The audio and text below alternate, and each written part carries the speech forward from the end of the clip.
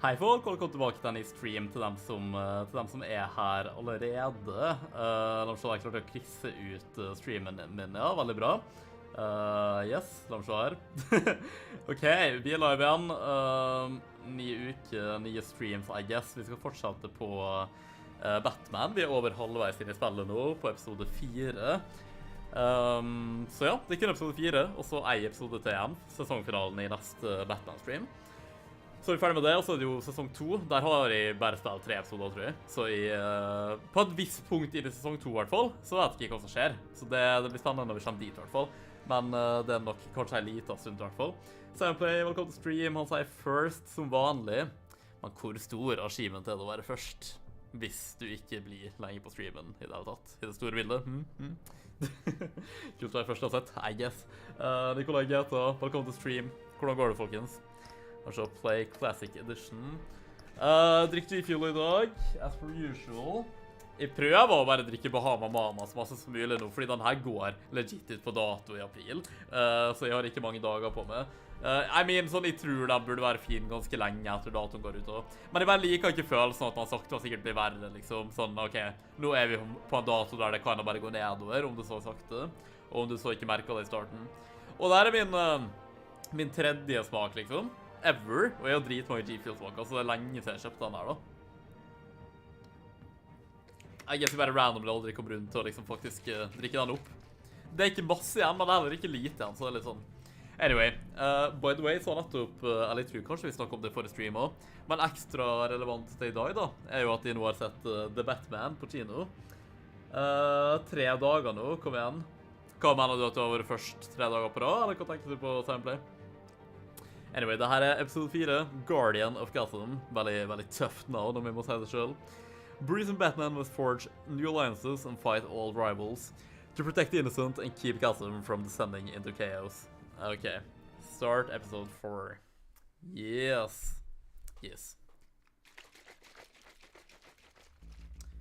Forrige gang på Batman, The Telltale series. Ja, lol. Hva skal jeg si? Nei, jeg glemte hva jeg skulle si. Never mind, apparently. Shit, vi gikk i hvert fall ned på slutten av forrige episode.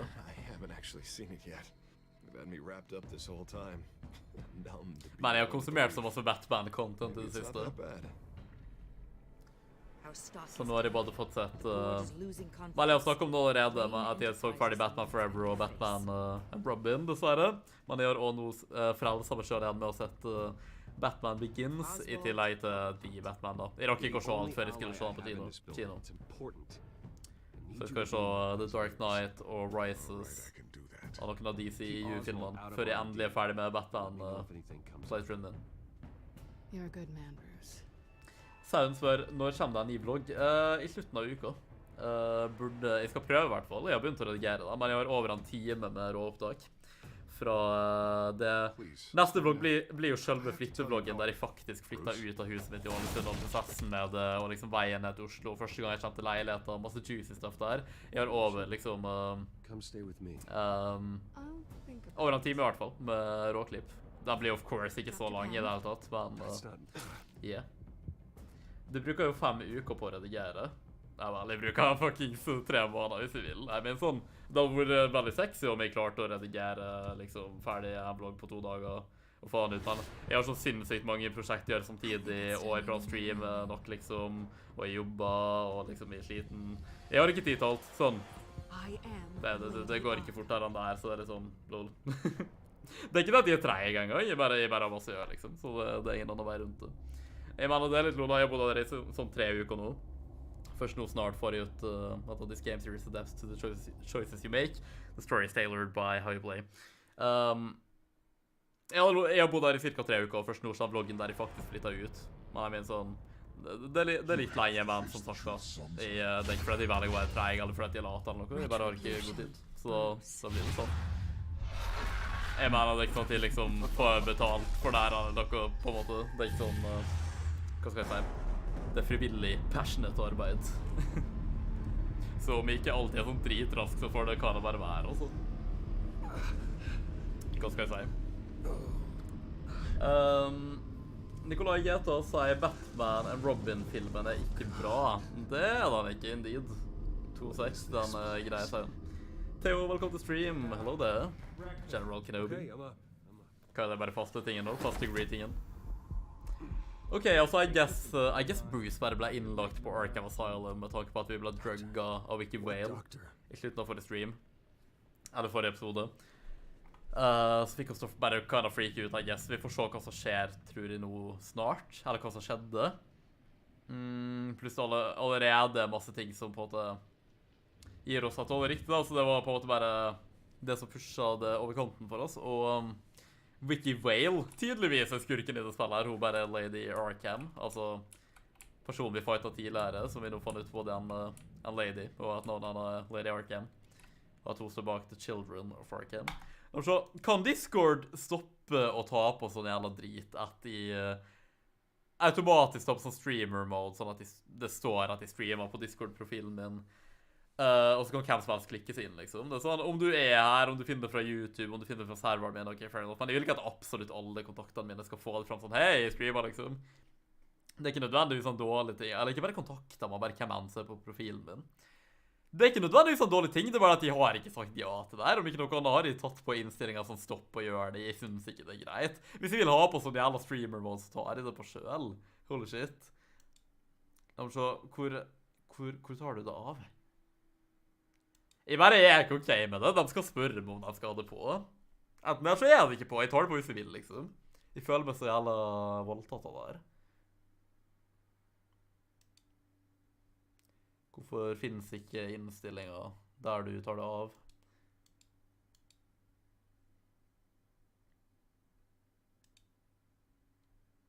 Ja, lol. Eksister. Der er strømmermodus. Jeg har for real tatt det av. Det står jo at det er av i settings. Hvorfor vises det da? Det er shit. Eller er det på? Eller bare ser det sånn ut, kanskje? Åja, ok, greit. Ok, jeg har tatt det av. Nå var det faktisk bare meg så dum her, sorry. Det er bare at det er sånn... Discord ser fortsatt hva jeg spiller, ikke sant? Og så står det et alternativ at jeg kan strømme det til Discord.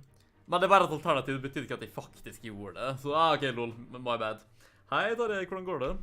Torstein fortsatt på besøk, eller? Hyggelig å møte dere, by the way, på, hvor tid var det? På lørdag. Veldig hyggelig. Nei, la meg si, hvordan er livet i Oslo så langt? Du har bodd her i, en måned? Jeg har vel bodd her i cirka 3 uker, så vidt liksom. Så det. Nei, livet går veldig bra. Theo. Det er gøy å ha så mange ting tilgjengelig rundt med. Jeg synes byen er fin. All maten er digg. Jeg liker veldig godt område jeg bor på. Veldig fredelig. Føles ganske trygt ut. Jobb går greit. Litt stressede dager av og til, men det er sånn alt i alt går det greit, og jeg bare gleder meg til å på en måte utvikle meg der og klatre oppover, og ja. Andre ting som også er bra, som ikke nødvendigvis burde nevne på stream. Ikke ennå i hvert fall, vi ser. Så jeg ødela PC-en min i går, så har jeg ikke streamet på 3 uker. Jeg visste ikke at du streamet, men shit, jeg håper PC-en din... Eller ok, den er ødelagt. Hva skjedde, Sauen? Håper du får fiksa den fort og billig, i så fall. Du skal General Kenobi, ja. Ja, of course. Det kan bli litt repetitivt også, men vi må jo nesten si det om du først kommer en hello there.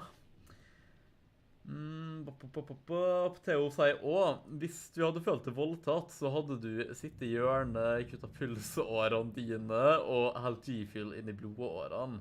What the fuck? Og alle ting. Ja, det var en veldig kreativ kommentar. Hvorfor vil du ikke at folk skal se at du streamer? Nei, altså det er ikke det. Det er egentlig ikke det, men det var Discord har ikke spurt meg om tillatelse til å liksom fuckings være sånn til alle som ser profilen min sånn, hei, den personen er live, gå inn på streamen, liksom. Så jeg tenker hvor mye sånn var greit, og det har jeg ikke. Og jeg skrudde av flere ganger, og da bare, kanskje vi bare skal skru det på igjen uten hans tillatelse? Jeg konsentet ikke rape. Da er det auto-rape, rett og slett. Torstein dro i dag, man har det bra. Ja, ok, men jeg håper det var et hyggelig besøk da. Det er bra å høre at du har det bra, Tarjei. Nikolai GTA sier Foodora så bra. Foodora for meg stikk og voldt også.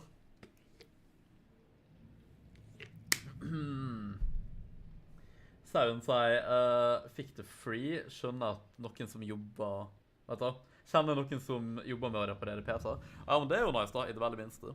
Jeg liker at Bruce har fylt av sånne kutt på ryggen sin. Det ser faen meg som min rygg. For at jeg har sånn jævla... ok, for dem som ikke har sett ryggen min, jeg regner med at de fleste ikke har det sånn bare-ryggen min. Jeg bare fikk fylt av strekkmerker på ryggen min når jeg var sånn 15-16. Så det så faen meg som at noen bare hadde whippet meg, liksom. Så min rygg er sånn, det er sånne røde striger på sånn, oppover her, liksom, sånn.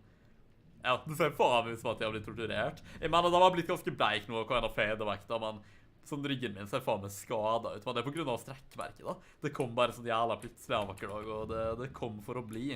Så, lol. det kan skje det også.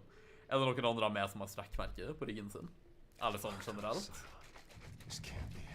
Jeg guess det var fordi de vokste veldig fort. At a certain point. Ok, vi tar på hoppedrakta vår, I guess. This can't be real. Ja, det var det jeg skulle si i stad, ja. Startet litt sent i dag, litt lol, men jeg kan ha vært ute og hatt en del æren, plutselig jobb og sånt litt lenge i dag. Jeg liker blodårene våre. Enten RIP DF, eller så har vi blitt drugget, eller kanskje begge deler. Men jeg har startet litt sent, men det er sånn, ja, I mean, om vi er relativt effektive, så burde det ikke være ferdig med denne episoden noe senere enn 12 i hvert fall, forhåpentligvis i 11:30 tider, men det ser vi.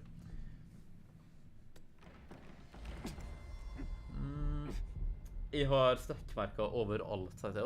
Jeg har det kun på ryggen min.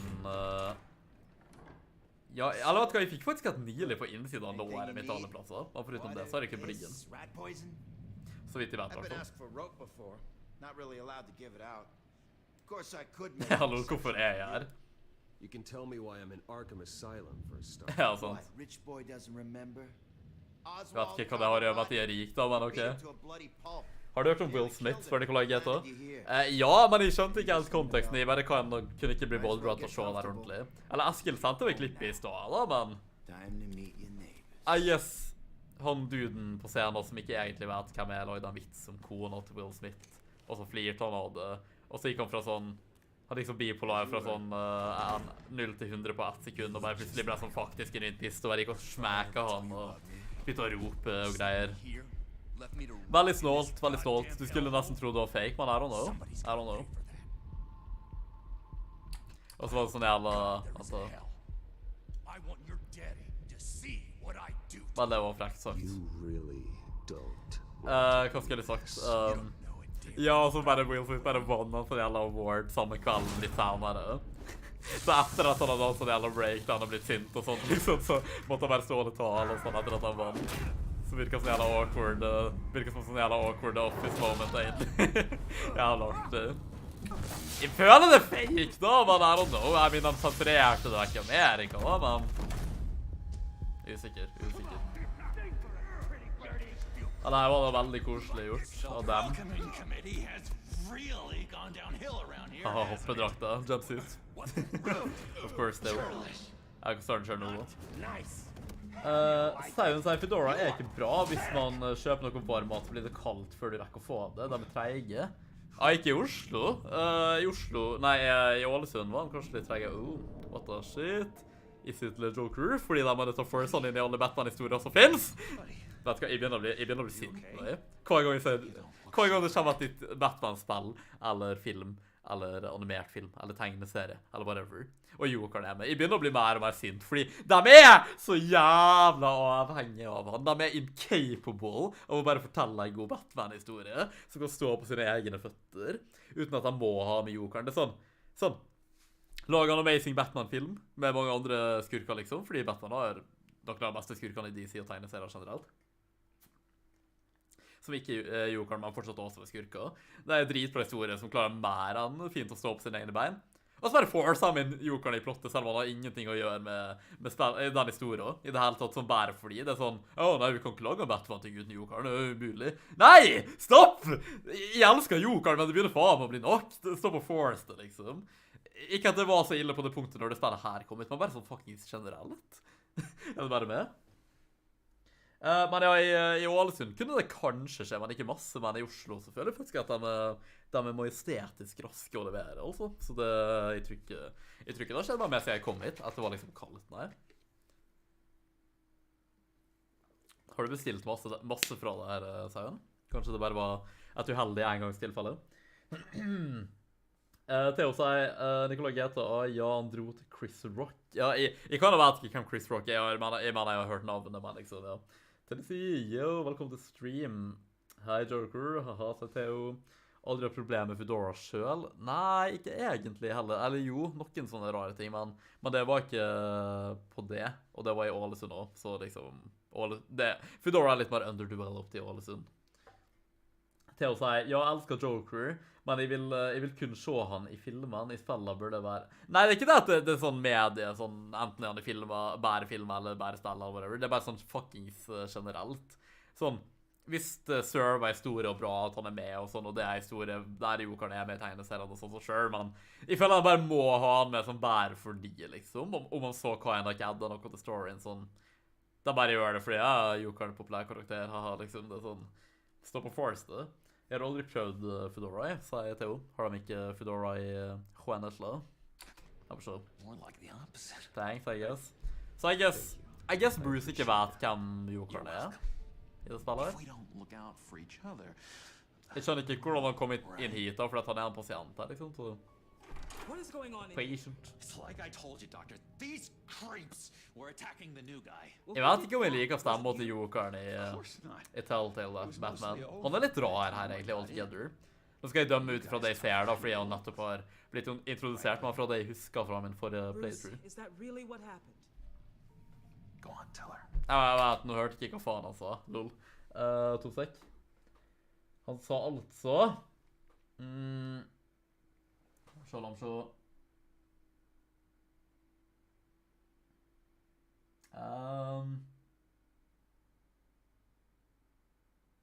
Nei, jeg skjønner ikke. Jeg leste hva de sa, men jeg bare skjønner ikke. Jeg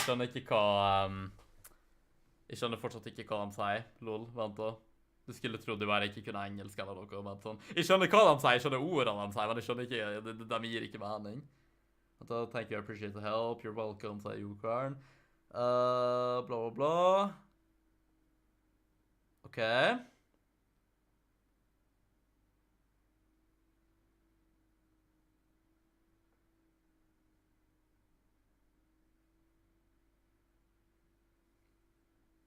Ja, ok, så jeg guess han bare sier... Han sier sannheten med at de creepsa der angrep oss, men jeg guess han bare pinner det på at Bruce klarte å forsvare seg selv veldig bra, og at sånn han hadde mostly tatt dem ut innen Jokeren kom inn dit. Det spiller ikke en egen rolle da, men I guess.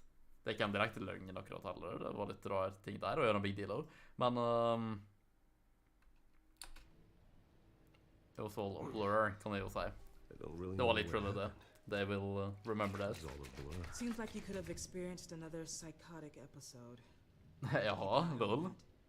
The orderly that was here before took money from these men and let them into my room. He gave them a taser. I knew that you coming to Arkham could cause some excitement, but I didn't expect it to happen so fast. I'll do my best. Men, har du endelig fått sett The Batman nå, spør Theo? Ja, Theo, det har jeg faktisk nå. Am I right? Come to me if anything happens. I guess I appreciate that. I appreciate the effort. Jeg håper på at Joker 2-filmen kommer, sier Nicolai Geta. Det gjør ikke, jeg synes det bare er en one-off-film. Jeg synes det er veldig snålt å lage en oppfølger til han, at han absolutt ikke trenger det. Jeg føler at det er bare fordi den andre er populær, og de vil ha mer penger, og de gjør det. Det er bare jeg kan type film som trenger en sequel, så jeg synes det kan være lame, egentlig. Jeg liker ikke at de gjør det, to be honest. For now, follow me. I'm sorry, I don't think I ever got your name. Me? He's never given his name out to anybody. What? You just call him Jokeren. Bingo. Nicolai Geta, ja, kanskje, sier det jo. Ja, fra meg så er det egentlig et ganske hardt nei. Om de så er bra, så jeg føler bare at det stikker til konseptet uansett, så jeg kan da bry meg om det er bra. Jeg bare synes det burde være en one-off-film. Okay, Batman, The Telltale series. Endelig, hva synes du uten å spoile? Jeg synes den var veldig bra. Jeg synes at den var ekstremt bra gjennomført. Og det her sikkert den beste Batman-filmen. Jeg rakk ikke å fullføre helt watch-throughen min før jeg kom, fordi at jeg var sånn, ok, vet du hva, jeg vil bare fucking se filmen, og jeg ville se den med noen denne uka, og hun kunne på den dagen, liksom, ikke sant? Og, ja, jeg vet ikke, jeg bare også, ok, vet du hva, vi bare ser den. Men, ja, så, la meg se, jeg fikk bare sett fram til Batman Begins, så jeg skal fortsatt se ferdig trilogien med The Dark Knight. Jeg skal se The Dark Knight og The Dark Knight Rises, pluss DCU-tinga. Og da jeg ferdig med Batman Watch-throughen min, og kan endelig gå tilbake til sånne random filmer fra filmlista mi. Med unntak av resten av Adam West-serien da. Jeg skal se det eventually, of course, og animated series og sånn, men jeg skal ikke ha så stort fokus på det. Det kan jo bare skje når det skjer. Filmen kanskje litt lang, på den måten at sånn, jeg appreciate at den lang, og jeg har ikke noe imot historie og justify det, og det gjorde den. Men jeg føler noen ting, når den allerede var så lang, så kunne de tatt vekk noen ting. Så pacingen, det sånn, den litt treg til tider, men jeg synes den var treg på en bra måte, for det meste. Så jeg mener ikke i hvert fall. Det det eneste nitpick jeg har, egentlig, da. I hvert fall uten å spoile noe. Så, ja. Så likte jeg at det var snjæla noir-detektiv-historie, at de endelig viste liksom Batman sine detective skills, fordi det en ganske stor del av karakteren hans. Og Robert Pattinson, maybe beste Batman. Det kan godt være at han best. Jeg skal vente litt til jeg har sett ferdig, alle sammen, med å ta sånn endelig avgjørelse, men jeg tror kanskje han best, altså. Jeg synes fortsatt det rar casting på Alfred, da, men jeg elsker skuespilleren, da, men jeg bare synes det litt for rar casting. Hva du, Theo? Hva synes du, uten å spoile? Use WASD to follow Dr. Leland. Og Leland, vent. Det jo... Vent, hæ? Hvor kameraet mitt? Hvor tid forsvant kameraet mitt? Ok, nå fucking nettopp tydeligvis.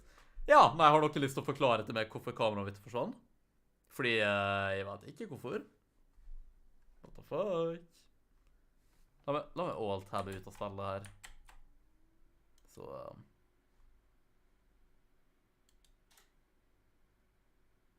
Gir ikke mening da, det bare skrudde seg av uten grunnen. Jeg kan få det på igjen enkelt da, liksom. Det bare sånn, lol, hvorfor gjorde dere det til å begynne med? You know? Ok, 2 sek. Vel, jeg bare jævla random da, men ok, ja, ok, hei. Hei, jeg er tilbake, jeg lever. Jeg skal ikke spoile noe i hvert fall, tar jeg. Prøvde i hvert fall. Jeg tror ikke jeg revealet noe spes, liksom. Så viktig. Jeg mener, jeg og Torstein snakket ganske casually om den mens du var der, da, så jeg håper ikke du ble spoilet. Sorry, jeg tenkte meg kanskje ikke så godt om. Men jeg tror ikke vi spoilet noe. I don't know. Fordi du har ikke sett den ennå, right? Ok, Theo sier. Jeg holder på å skrive en dobbeltanmeldelse av No Way Home og The Batman. Begge filmene skal anmeldes i en og samme video. Vent, hvorfor skal de med i samme video? Jeg er bare nysgjerrig. Slapp av, skal ikke si noe i. Blir du spoilet, skill på Nico. Vel, det du som er infamous her for å spoile ting, at du er ikke med, my man, så den synes ikke var fair, altså. Ikke den der. Det forsvant for bare noen sekunder siden. Ja, for some mysterious unknown reason, men det skjedde, men jeg undoa det, så jeg guess jeg bare ignorerer det. Jeg hører, stemmen min er sliten i dag, by the way. Jeg hører at den har skrekkelig lyst til å voice cracke, så ikke bli overrasket, men ja. Jeg kan ha litt sår i stemmebåndene mine, for at jeg ropte i sted på grunn av at jeg etterlignet et artig klipp, ok? Jeg tror bare etterlignet Will Smith-ting. Så ja, plutselig generelt har snakket litt masse i dag. The Batman er en av mine favoritt-Batman-filmer. Men det meste jeg likte med filmen er spoilers, så jeg kommer ikke til å si noe mer enn det. Ja, ok. Ja, når det har gått litt lengre tid, kan vi sikkert snakke spoilers, eller eventuelt på Discord. Og med på YS der en dag. Jeg må innrømme, folkens. What the fuck? Det er sånn, jeg synes jo det er artig å streame og sånn, og jeg vil definitivt, jeg gleder meg til å streame ting vi snart skal begynne på å fullføre ting vi er på med. Og for å være helt ærlig, det siste har det vært litt... I siste har det kanskje vært litt mer slit av noe annet. Jeg føler liksom at jeg alltid er behind, og at det er litt sånn jeg vil hva enn å streame, men det er bare så mange timer i døgnet, liksom, og det jeg vet ikke, jeg tror vi må se det litt an det her med schedule for streaming. For å være helt ærlig nå, skulle jeg tenkt på å droppe hva enn streaming som på ubestemt tid og kunne gjort videoer, det høres sånn som er chill ut og artig ut, men jeg vet ikke. Det er litt sånn, jeg forcer ikke meg selv til å streame, det er ikke sånn at det ikke er artig, det er artig når jeg først gjør det. Episode 4, det er bare at jeg føler at jeg har ikke energien som krever at å gjøre det konsistentlig, og det er litt kjedelig da. Men jeg kan ikke ta en pause nå heller, i hvert fall ikke når jeg er midt i fylt av serie, og det ser litt sånn stygt da. Sånn som mange andre streamere, jeg sitter ikke bare og har sånne random Warzone streams liksom uten mål og mening, som kan da bare sånn, kan komme når som helst uten å være konsistent og sånn. Guardian of Gotham. Jeg gjør playthrough-ting, liksom, sånn... Jeg gjør på en måte gaming-serier, ikke sant? Så, ja. Jeg tror folk skjønner hva jeg mener. What did they do? What did they do? Ja, det er Victor Sass, ser jeg. Jeg liker ikke stemmen til Jokeren her, jeg føler at han passer ikke. You know? Han ser litt for ung ut også, I guess, man. His favorite show's on. Never misses it. All right, friendo. Commercial break. Get up! Jeg mener, sånn han er litt psykopatisk, og det vises jo lenger du kommer, men jeg føler han har ikke blitt sånn... Fra det jeg husker de kom i sesong 2, de kan blitt sånn transforma into D-Joker ennå. Ikke sånn ordentlig, de kan like han det en gang. Og det jeg skulle si av Leland, Dr. Leland, navnet er kjent. Jeg tror det liksom skal være Lee, altså damen Lee, som Gordon er sammen med i store deler av Gotham-serien. Jeg tror det liksom er den karakteren han bare gjorde noe litt annet med i den serien. Jeg tror egentlig ikke det er hun Gordon canonically ender opp med, men han bare gjør det i Gotham-serien. Og jeg liker han faretruende musikken der. Billy Boy. Ja, Billy Boy. Hvor skal du han? Faen med Big B med det håret og skjegget der. Ja, kan jeg få lov å selekte ting? Skal vi snakke litt med Sass? Han er en koselig type, veldig oppegående. Ikke psykotisk. Jeg liker at han har rød tekst også. Jeg liker bare det at det er farge på teksten, sånn som i The Walking Dead sesong 1 og sånn. Forskjellige farger per karakter.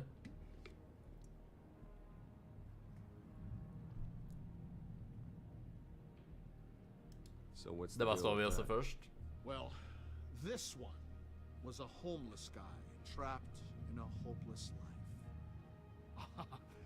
This was a woman who just couldn't stop cheating on her husband. Okay, fair enough. Jeg dømmer ikke av for den. Det er ikke alt for masse i hvert fall. All lost souls that I freed from their earthly walls. Ja, det er ikke alle helter som går med kappe, folkens. Så det er fuckings superhelt, basically. Han der Victorius sas. La meg se. Til å si.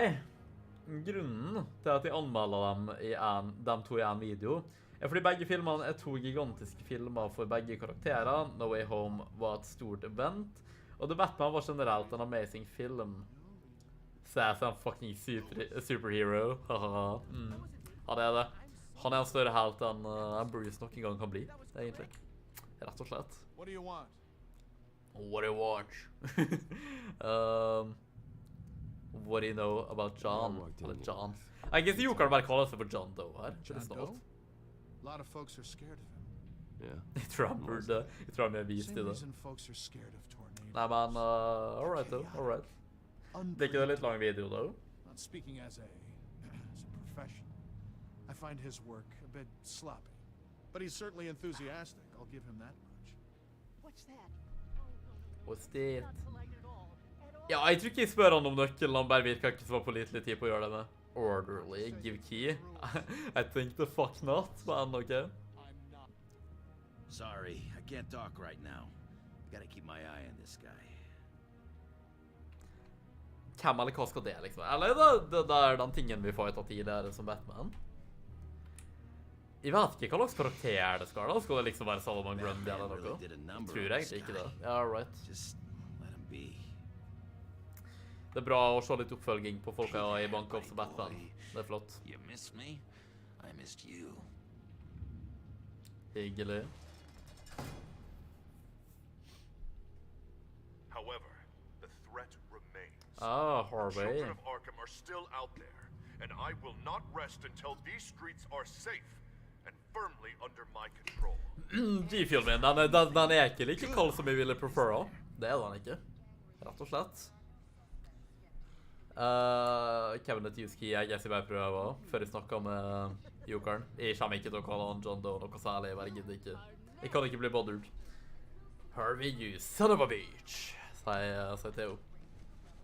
Hvorfor det da, Theo? Hva har Harvey gjort mot det her? Men jeg synes... jeg elsker Riddler i The Batman, men jeg synes han var så jeg synes han var så jævla artig i tillegg. Jeg vet ikke om det var intentional eller ikke, men jeg og hun som vi så filmen med i hvert fall, synes i hvert fall at han var veldig, veldig artig. for en goofy type. Ja, Pablo Escobar her i disken. Beat it, ok. Skal bite kjøttet hans. No homo. Kukken sendte oss inn i Arkham. Vet du hva mener du, Theo? Var det noen sa eller noe? Bare sånn oversatt. I så fall fikk jeg ikke det med meg. Sorry med uobservant. Look through. Ja, definitivt den beste versjonen av Riddler. Altså, den Ave Maria-ting. Jeg kommer ikke til å synge det der, det skjer ikke, men... jeg vet ikke om det er den beste versjonen, men definitivt en veldig kul og bra versjon. Altså, det er fare for at det her blir sånn... nytt edgy take på Riddleren, på samme måte som Heath Ledger gjorde det på Jokeren. Kan være der. Mulig at det blir en ting som blir husket som en litt av en performance. Tida vil vise. Jeg guess jeg bare prøver å åpne den, og bare spasere meg utenfra. Jeg føler jeg burde snakke med John Doe før jeg drar. Nei, men det var mange bra performances i filmen, altså. Og så elsker jeg at Riddleren minner litt om Zodiac, The Zodiac Killer, fra Real Life, pluss en film om Zodiac også. Fordi de to er jo egentlig ganske like, så det var en veldig kreativ måte å få dem til å ligne litt, synes jeg. Det var meget tøft. Når jeg snakker om kukken, sier Theo, så snakker jeg om Harvey. Ja, det var ikke Harvey som sendte oss inn i Arkham, da. Det var ikke han.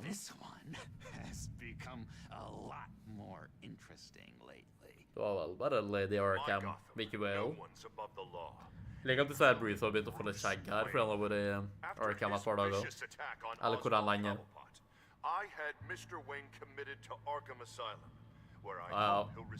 Ja, ok, ser du noe til? Nå spoiler du, fordi det der visste ikke jeg før nå. Det er ikke en big deal, men det er sånne ting, du kan ikke si sånne ting før det har skjedd på stream, så... Ser du once again, du skal ikke komme her og anklage meg for å være spoilermannen, altså det er faen meg du som spoilermannen. Du har sånn amazing capability til å bare spoile uten at du innser det. Du har i spilt der før da, men bare sånn i utgangspunktet. Jeg vil da si at vi i hvert fall var venner til en viss grad. I can't believe he's the one who put me here. Bare ikke gjør det, og det er ikke vanskelig, men ok. Det går bra. I hvert fall for min del, men sånn, det kan jo være til folk som ser på som ikke vil bli spoilet. Altså, det er ikke en big deal spoiler heller da, men det er bare sånne ting. Hvis ikke det har skjedd der noe in-game, så vet ikke folk det, sånn. Rest assured, we will find these terrorists, their stockpile of drugs, and their leader, this Lady Arkham. Before they can strike again. Hvor tid begynte de å vite at du heter Lady Arkham? Jeg mener, Jokeren har en poeng da, det har han. Slående mannen. I'm gonna find your drugs. I'm going to expose your corruption. Lady Arkham is dangerous. Way more Jeg vet ikke hvorfor han sier det på sånn reasonable... Eller sånn sensible måte til Jokeren og alle folk, men... Som om vi skal sitte her og ha en intellektuell samtale om politikken og hva som foregår i Gotham City. Reporter missing. Ja, ok. Vel, det hun som Lady Arkham da, så lol. Hun bare... Lady, right? Hun bare... Ja. You know that Hvordan Vicky vet is... han det? Tell me what you know. You want to find Vicky and her drugs, huh? Hvordan vet du casually vet han det? Revenge, just Av alle like you folk. got your revenge on Cobblepot. Har det skjedd noe spennende i det siste, folkens? Dramatically, something entertaining for these newscasters to talk about. Vi tar henne ned. I'll find Tar a henne way ned. to take her down. But I'm doing it my Tar henne downtown. quietly. He will remember that. Could be interesting. Little Bruce. Lurking in the shadows. Though I think we both know you could do more. I've been watching you for a while now, Bruce, and I can tell there's something darker in you. Karen har sett oss på TV og sånn. Eller bare siden vi kom til Arkham. I could tell you enjoyed it. If those cops hadn't dragged you off of him, that Cobblepot... Altså, det var legit bare drugs, altså, hva skal jeg si? Me. It was just pumped full of her drugs. Those just amplify what you're already feeling, what's already inside. Nei, ok, nå vet jeg ikke nøyaktig hvordan akkurat den spesifikke drugs her fungerer, men sånn, I see. en key-regel er sånn, folk tror ofte at når du blir full, ikke sant, så gjør du sånne dumme ting, eller sier dumme ting når du er full. Så tenker han sånn, Obvious, that's why. men den personen bare revealer kan de sånn, er innerst inne liksom den mørkeste delen, fordi at de kan ha for dumt å skjule det, men nei, jeg har hørt profesjonelle psykologer som snakker om det her, og det er sånn, du skal ikke tenke sånn, det er misconception, fulle folk er bare fulle folk, det er ikke så dypt liksom. You didn't know that? Jo, Daniel, hva jeg sier, hei jo, kan du sjekke Snap, er på 4G, så kan jeg ikke se videre her. Ja, ok, vi kan ta og sjekke, 2 sek.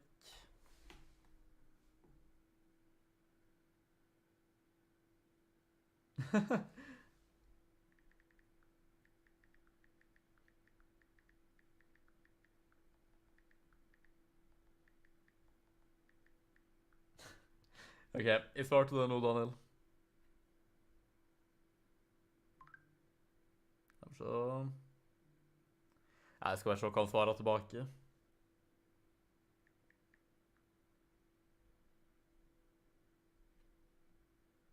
Ja, altså, Chris er jo streamen min. Once again. Det er andre gangen nå. Skjerpings. Skjerpings. Ok, direkte chat må jeg ta på. Og så HD. Fordi det krefter å ikke se på i full HD. Burde faen meg stream i 4K om ikke noe annet. Gleder meg til å for alltid oppgradere PC-en min, altså, dang. Anyway. Da skulle de blåse i fløyta.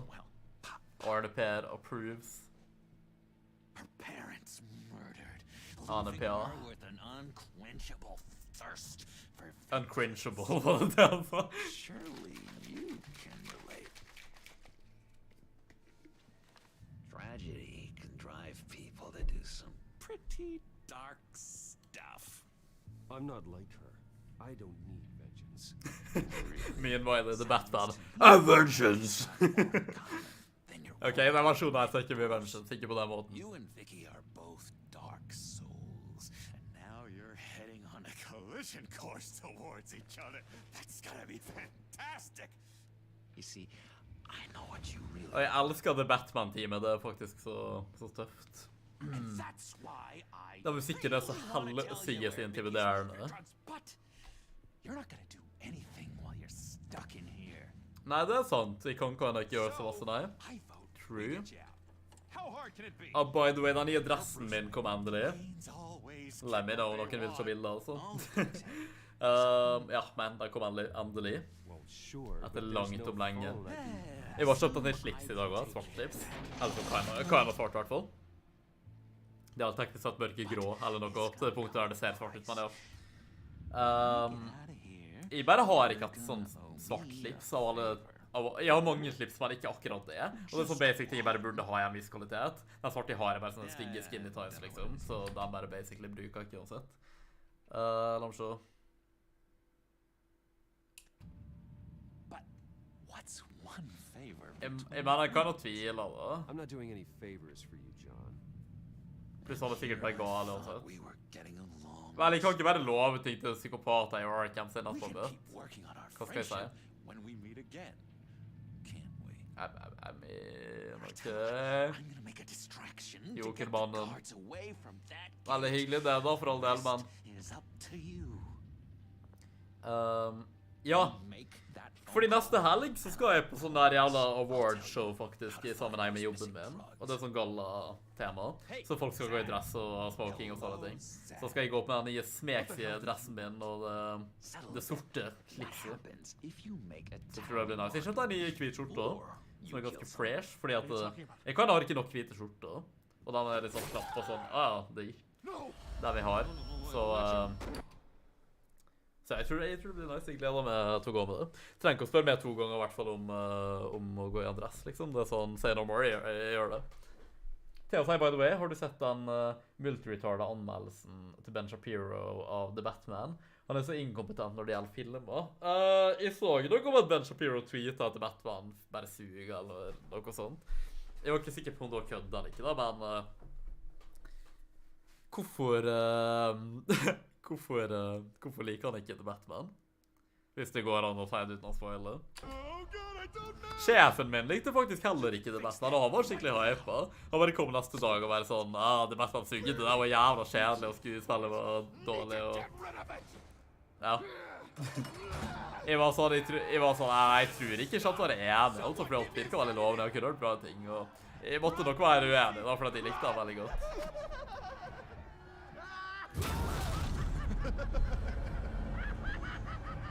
Jeg bryr meg ikke om noen psykopater. Jeg skal ringe noen og komme til faen ut. Alfredo. Åja. Eller jeg kunne... ok, jeg guess jeg er Batman da, men sånn. Jeg tenkte de kom til å fight hverandre da, og ikke vaktene. Vel, jeg gjorde ikke det. Faen. Shit happens, ok? Shit happens. Advokat, han er sikkert korrupt i stolen på Gordon. Jeg vil ringe til Alfred egentlig da, men han vet at det er. Gordon, it's Bruce Wayne. Wayne, aren't you supposed to be in Arkham Asylum? Listen, Gordon, I haven't lost my mind. I was drugged. The same drug the children of Arkham used on Montoya and... Ja, han vet. You get me out of here, and I'm willing to testify. This might help our case, actually. That makes 3 victims now. And Renee says she's got some new evidence. Sick. If you're willing to testify, I think I can get you out. Ja, Gordon Daddy, kom og hjelp meg, please. Please. I have to go. Please, police. Det gir faktisk mening og det rimer. Fordi Gordon er indeed the police. Politimannen. Det er bra du koser deg. Gordon er en reddende engel, sier Theo, altså. Ja, indeed. Det må jeg si om The Batman. Dere vet hvordan jeg er kresen på casting veldig, og jeg er veldig skeptisk, og for meg er det viktig at karakterer ligner på grunnmaterialet og sånn, så ja, det plager meg at Gordon ser så annerledes ut. Men jeg kan ikke være biased, de må være ærlig. Han er den beste live-action Gordon, og ganske by far til og med også. Jeg liker hva jeg ikke å si det, fordi jeg vil at han skal se ut som seg selv. Det plager meg, men han er den beste. Han var dritflink, han skuespilleren. Jeg sliter for å se forbi det, fordi jeg har så lyst til at karakterer skal ligne på seg selv. Men de valgte i hvert fall en jævla bra skuespiller, uansett.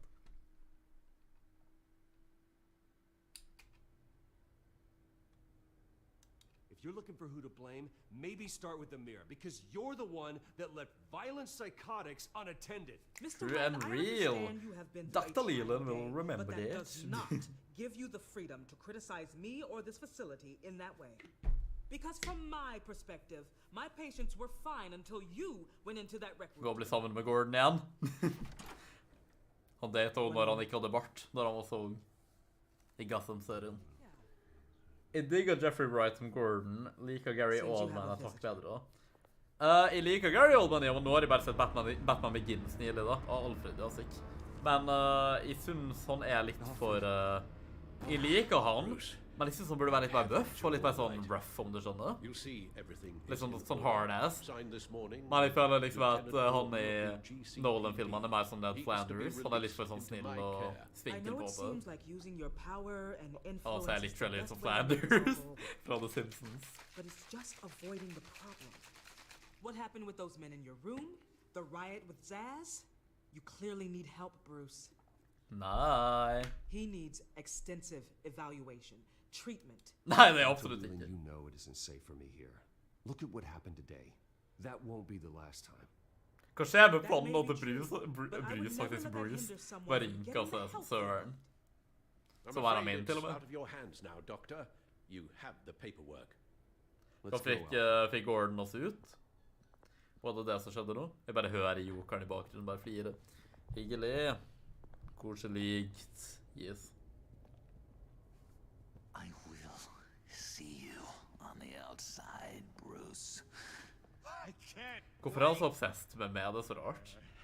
What's that about? Av alle folk. Nei, godt spørsmål. By the way, har dere hørt på den der HBO-podcast Batman-serien? Som er sånn Batman The Audio Adventures. Det er en sånn radioshow, sort of. Bare at det er på HBO Max, det er nytt, liksom. Jeg hørte jo gjennom det mens jeg jobbet og det hjemme kontortid der lenge før jeg så det Batman, for han begynte å gå på kino. Og der er jo Jeffrey Wright, altså Gordon i The Batman. Han er stemmer til Batman der i den serien. Det er jævla rart, egentlig. Not yet. Batman will handle this one first. Even during Batman's brief Gotham has become that much more dangerous, and the public opinion on Bruce Wayne.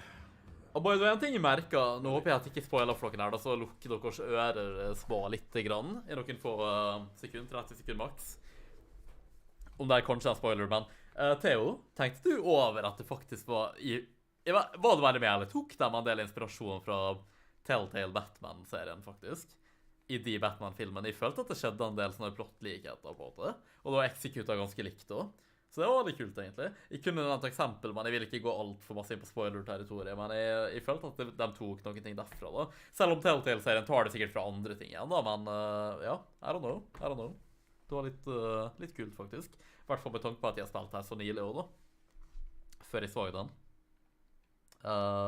Certainly hasn't gotten any better. So many people angry at me. Entire family. Vi må ha riktig innstilling. Sure you'll Alfred will remember that. You always do. Det var ikke godt med G-fil i dag, det er ikke kaldt. Hva faen heller? Hvordan er ikke den? Hvorfor bare sånn? Ble han lunken så fort? Åja, jeg kan da bare glemte alle tingene som skjedde med Selina. Alright, det er derfor han er mad for oss, ok? Streets of Gotham are a dangerous place for someone like you right now. I'll fuck off. Well, you'll figure that out. Eventually. I'll be fine, Harvey. I can handle myself. I don't think you understand the danger you're in. Maybe you haven't heard, but the children... Ja, kanskje ikke du har hørt at de er Batman, ok? Så det går fint. ...plotting some sort of attack, and people are scared, panicking. Ja, du majoren av byen. Du må faen meg bare finne en løsning da. So I gave them an enemy. You and your family's filthy corruption. Det er nå vi skal hitte record-knappen. The last thing I need is you traipsing around Gotham. You're pathetic, Harvey. Not even mayor for a week and already... Two-Face will remember that. Ja, det var kult at jeg kom på den måten. Damn. Assholes like you run the world and take whatever they want. Can't let you keep running around scot-free, Bruce. Jeg føler at drakta var veldig inspirert av Telltale. Ja, nei, det var ikke det jeg tenkte på i Delta. Jeg tenkte vel på story-elementer. Jeg synes ikke drakta lignet litt en gang, til å be honest. Foruten at begge to er Batman, liksom. Det er så.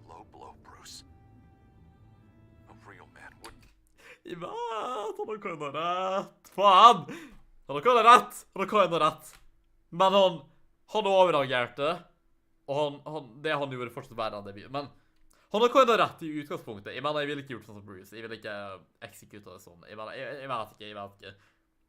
Det kommer an på situasjonen, og det er ikke det verste tilfellet av det. Bare en stretch of the imagination. Men altså... Men uansett, han blandet det personlige livet sitt opp i politikken sin her, og han er borgermester av byen. Så det er gøy. Enkelt og greit. Ikke gjør det. du skal klare å liksom skille dem to hvis du er i en sånn posisjon som han er i. Men vet du hva, unnskyld. That isn't how I wanted things to go down either, Harvey. And I'm really sorry they did. Ja, That is no faktisk. excuse for this. Nei, akkurat, jeg sa det veldig bra. Jeg sa det veldig bra. I don't need an excuse. You're a criminal, and I'm coming for you. Ja, det blir sånn, det er unnskyldning, det er bare fordi at han er mad på oss. Bruce? Bruce! Bra. We're done talking.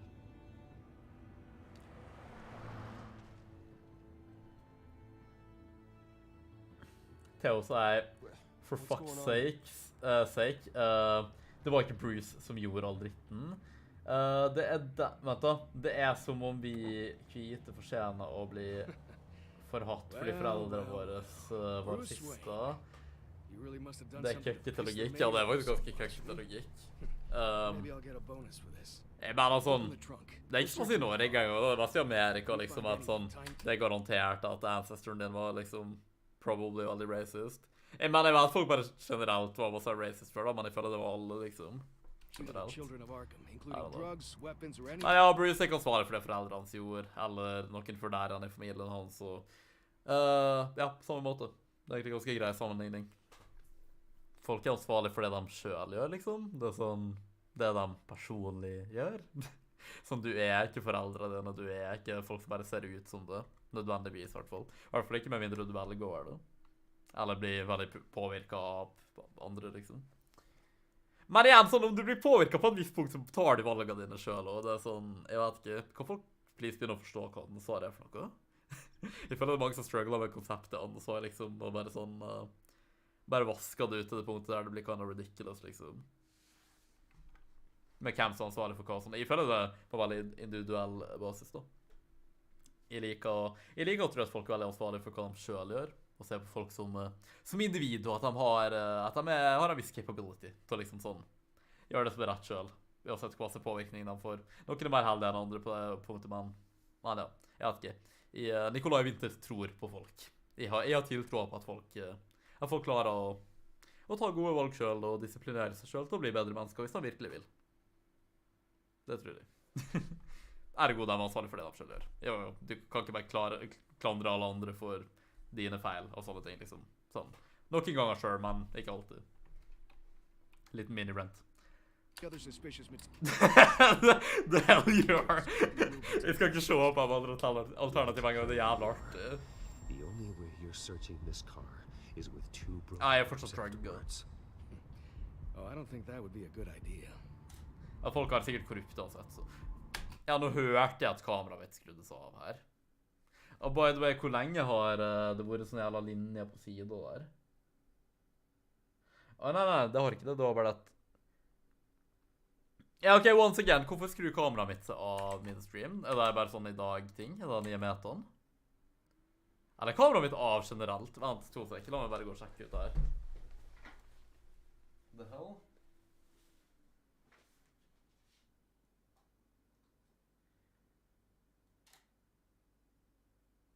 Hvorfor? I helvete.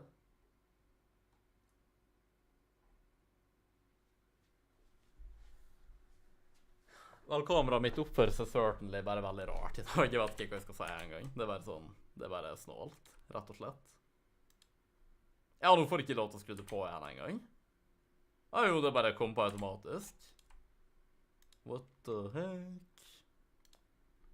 Nei, jeg må once again bare fikse det her inne da. Sorry at det skjer, men sånn, det her er faktisk utenfor min kontroll. Det her bare, det universet bare gjør det, liksom. For some reason. Jeg vet ikke hvorfor engang. What the heck? Ja, jeg er klar over at de forsvann, men takk for at du sa ifra i tilfelle jeg ikke hadde sett det. For det kunne gått å hente egentlig. Men jeg hørte faktisk lyden av at kameraet mitt bare sånn at linsa skrudde seg av. Theo sier, det er som om jeg skal betale prisen for det oldefaren min gjorde. Det er ikke mitt... Nei, det er ikke det. Absolutt ikke. Det er ganske ridiculous. Jeg mener sånn, jeg vil ikke at noen skal holde mine fuckings forfedre sine handlinger mot meg. På samme måte som jeg vil ikke holde dem sine forfedre sine handlinger mot dem heller, liksom. Det er bare sånn... blame folk for det de faktisk gjør, personlig, fair enough. Men det der er bare kind of ridiculous. Men jeg føler at alle som liksom sånn, ikke retarda, bare er enige om det her. Jeg vet ikke. Eller det er skummelt mange som tenker sånn stygt da, men jeg don't know. Jeg gidder faktisk ikke å gå så inn på det. To be honest. Get back to your car. Of course. Should have known. Go back to Arkham, you damn maniac. Gå back. Careful, or you'll be the next cobblepot. Showing your face in public like this? Not real smart. I am tired. I am hungry. I haven't showered in 3 days. I want to Så jeg bare får ikke lov å si det jeg vil da. Get the hell out of my way. I swear to Jeg mener noe er det bevisst at de gjør det, men de kan jo gjøre det her til vanlig uansett, at de trykker på en ting, og så skjer noe annet enn det Nintendo. Shut up, Alfred. I can handle this. Vi er fortsatt drugga, jeg vet ikke hva jeg skal si. Just threaten me. Yeah, I filmed the whole thing. Gud. Det går på youtube.com altså. Oh God. Alfred, I'm sorry. I don't. You'll be fine. We just need to get out of this mess. Nowhere to run to. Så artig. Så hyggelig, så koselig. All right. Now, the way I see it, there are two ways we can do this, Bruce Wayne.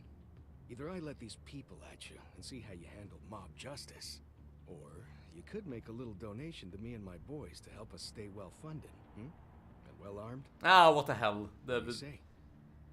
Det basically koster ingenting for meg, så I can't back up. jeg vet hva jeg bryr meg faktisk ikke. Det er som å gi dem sånn 10 kroner, liksom, det er sånn sure.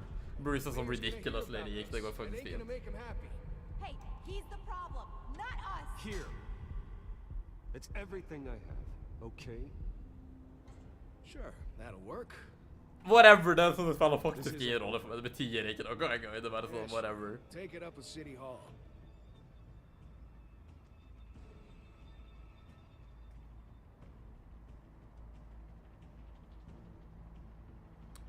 Hva er min superkraft? Jeg er rik. Selena, glad to hear you got out of Arkham. See you when you get back, okay? See ya when you get back. Got some stuff we need to talk about, tror jeg også. Det gikk vekk sånn veldig fort, men... The fuck var det? What do you mean you're leaving? Harvey's clearly lost it. All over the news yelling about how you need to be brought to justice, throwing whoever he wants in jail. Så er den her, Theo. Når Selena vil dra fra bilen og shit begynner å gå ned, for eksempel, og dra på motorsykkelen sin og greier. Likhet med The Batman. Det var ikke drakter jeg tenkte på, men sånn story-element som det, for eksempel.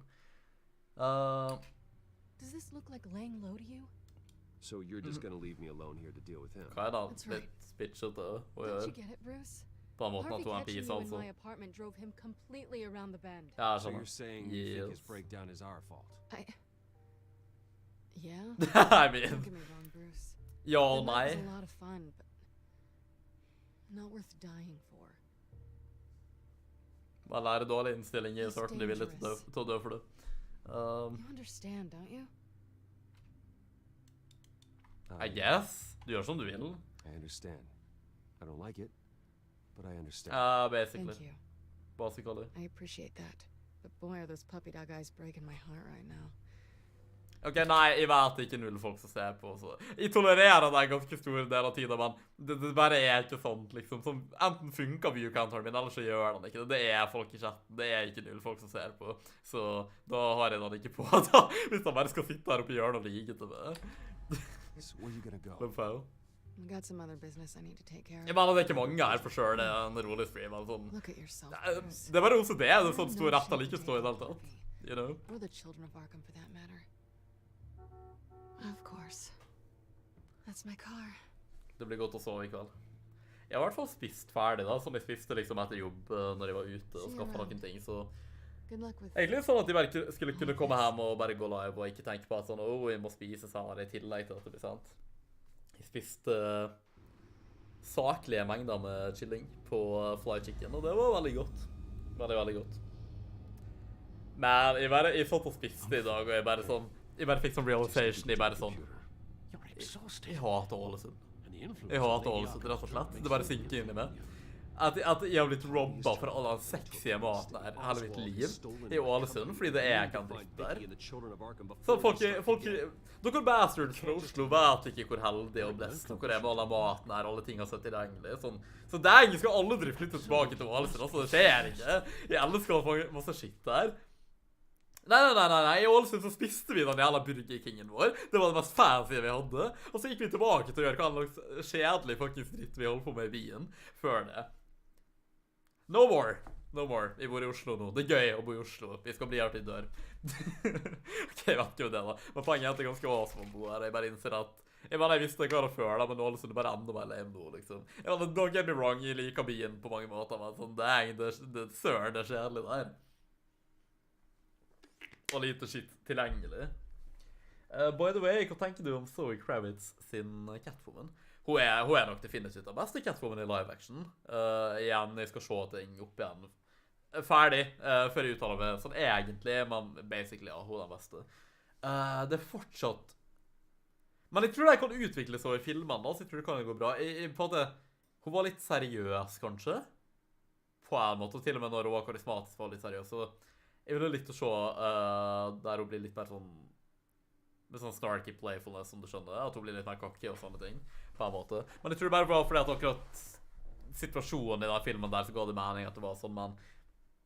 Nei, jeg tror egentlig ikke det er noe nytt vi ikke på heller, for jeg tror det bare at hun er på tidlig stadie av karakteren sin, at hun går i den retningen. Kan jeg se for meg, for at jeg tror nok hun kommer til å være med i mange flere filmer der da. Så... Nei, jeg likte henne veldig godt. Yes. Basically. Very cool. Jeg håper draktene blir enda kulere også. Eventually. Jeg tror nok at Pattinson sin drakt kommer til å oppgradere seg ganske masse fra film til film også. For den er ganske makeshift her. Den er veldig kul, men den er ganske makeshift til den filmen her. I forhold til det den kunne vært.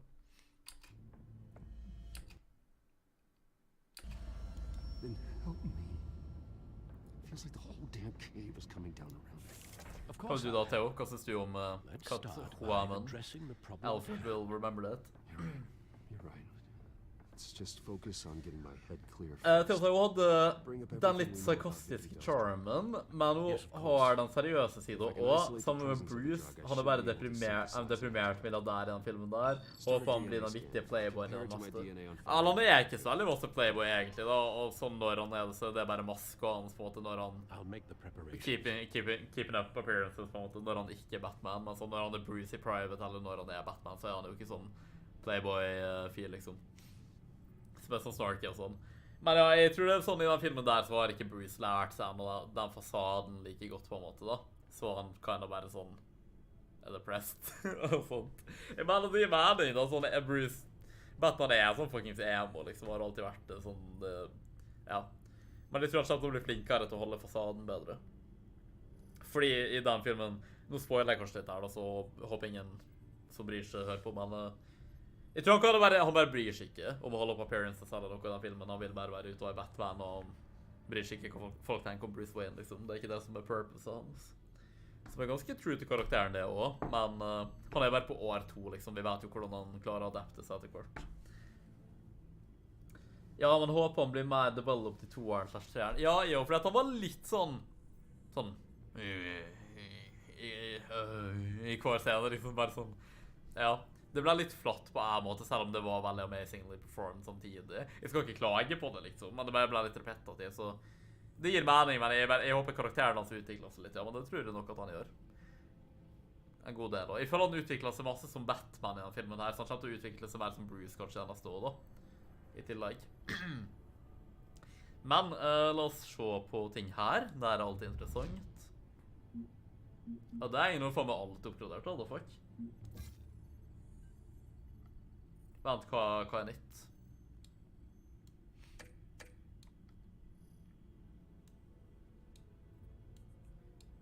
I guess begge da var 2 nye. Jeg vil lese begge just in case. Okay, Thomas and Martha Wayne, deceased. My father built Wayne Enterprises on stolen land, built his fortune on the backs of his enemies, and did so while the authorities in charge turned a blind eye. I began this journey in memory of my parents' deaths i flertall, But now, everything I knew about him, everything I've done as Batman, it was all just chasing a lie. Uff, depressing. Jo, det også var jo, nå spoiler jeg meg her, mute litt grann, folkens, den som bryr seg. Den storyline med at foreldre var korrupt og sånt, og at vi fikk se det, og reveala det, og Bruce er sånn, Alfred, du løyte, men liksom, det var jo veldig fra Telltale Batman, så jeg var sånn, dang, tok de ganske masse fra det spillet her, og det er litt kult. Igjen, det er flere plasser har gjort det, ikke kun her, men det er noe av det mest nyleste som har gjort det som mainstreamly, da. Og så enda en update. My parents. Dad was a physician, Mom was a philanthropist. They worked tirelessly to help the less fortunate, setting up numerous charities and expanding their vast resources to improve the city and its citizens. Murdered by a man known as Joe Chill, deceased, in a planned assassination. Selv om jeg ikke så glad i... Det her har de gjort i mange Batman-filmer, da. De prøver på å gjøre drapet på foreldre større enn det var, og ta en liksom konspirasjonsteori, eller en konspirasjon da, som det var med vilje, og det var planlagt, og de ble indeed assassinated og sånne ting. For å være helt ærlig, eller for eksempel der i Batman 89, der Jokeren tidligere, sånn som drepte dem, og jeg må si, jeg er ikke så glad i den plotline, så jeg liker at de bare ble drept av en random tug. Jeg føler det burde være sånn. Det kunne vært sånn i The Batman og sånne ting, men de hintet i hvert fall veldig til at det var med vilje at det probably var enten Falcone eller Maroni, eller den heter, den andre crime-bossen. Salvador Maroni, tror jeg. Men det er litt sånn, fordi det er jo hva hele konseptet med Batman. Det er ikke en person å hevne foreldre liksom med, en spesifikk person. Det var bare en random tug, som betyr at den som egentlig drepte foreldre var selve det kriminelle elementet i Gotham City. Og det er jo det han dedikerer livet sitt til å bekjempe. Det er ikke bare en person, liksom. Det er på en måte bare kriminaliteten i seg selv er et så stort element, og så lever vi når Batman kjemper mot elementet for å prøve å ødelegge det, rett og slett. Så jeg føler det, jeg er mer glad i det konseptet, egentlig. Jeg liker ikke at det er så spesifikt, og at det på en måte må være en så big deal, at det er planlagt og alt det der. Skjønner folk hva jeg mener? Jeg kan godt forstå om folk liker den type historien, at det er et litt større bilde og sånn, men jeg personlig gjør ikke det. Jeg føler det ødelegger litt. Det ødelegger ikke, liksom, det ødelegger ikke, men det ødelegger litt. Jeg tror folk skjønner. Til å si, nei, Batman er ikke akkurat emo, han er bare blodseriøs, det er en forskjell på det. Vel, det er litt spørs hva du legger over emo da, men jeg synes at Batman undeniably er emo, liksom sånn, obviously.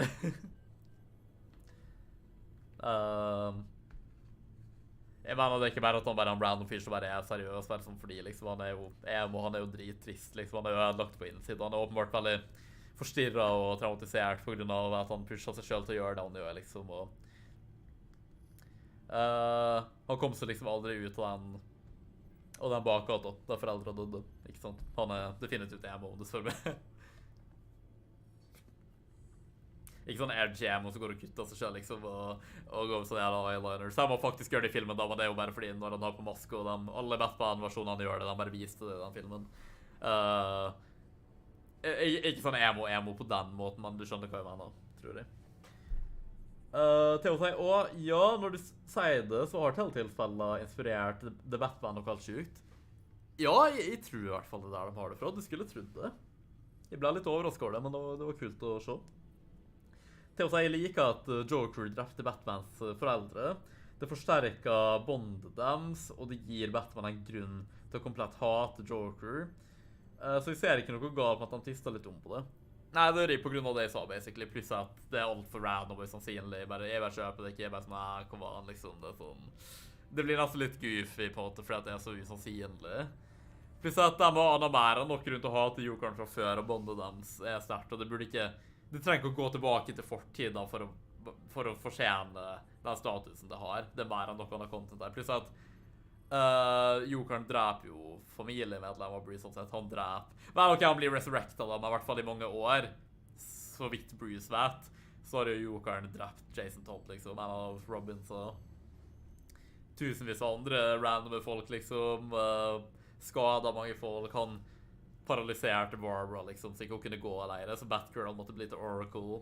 Kunne sikkert drept henne der, og han har torturert Gordon, liksom. Han har gjort så masse ting, da, så jeg føler at det blir bare å spørre det litt for sykt på med det der. Jeg likte ikke det så godt da. Jeg føler at det er så unødvendig, sånn... Når de får sånne ting der det nesten bare er goofy og kind of derpy, hvor liksom urealistisk det er, og jeg vet ikke, det blir forced, skjønner folk hva jeg mener? Da blir det bare sånn, er det en 12-åring som skrev det her? Det er så obvious at det på en måte blir dumt, om du skjønner, å gjøre det sånn. Det er min mening, da.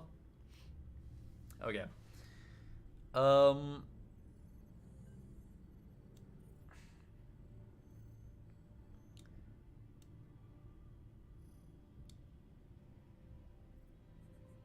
Åja, vent, det er sånn at det nye øverst og det gamle nederst.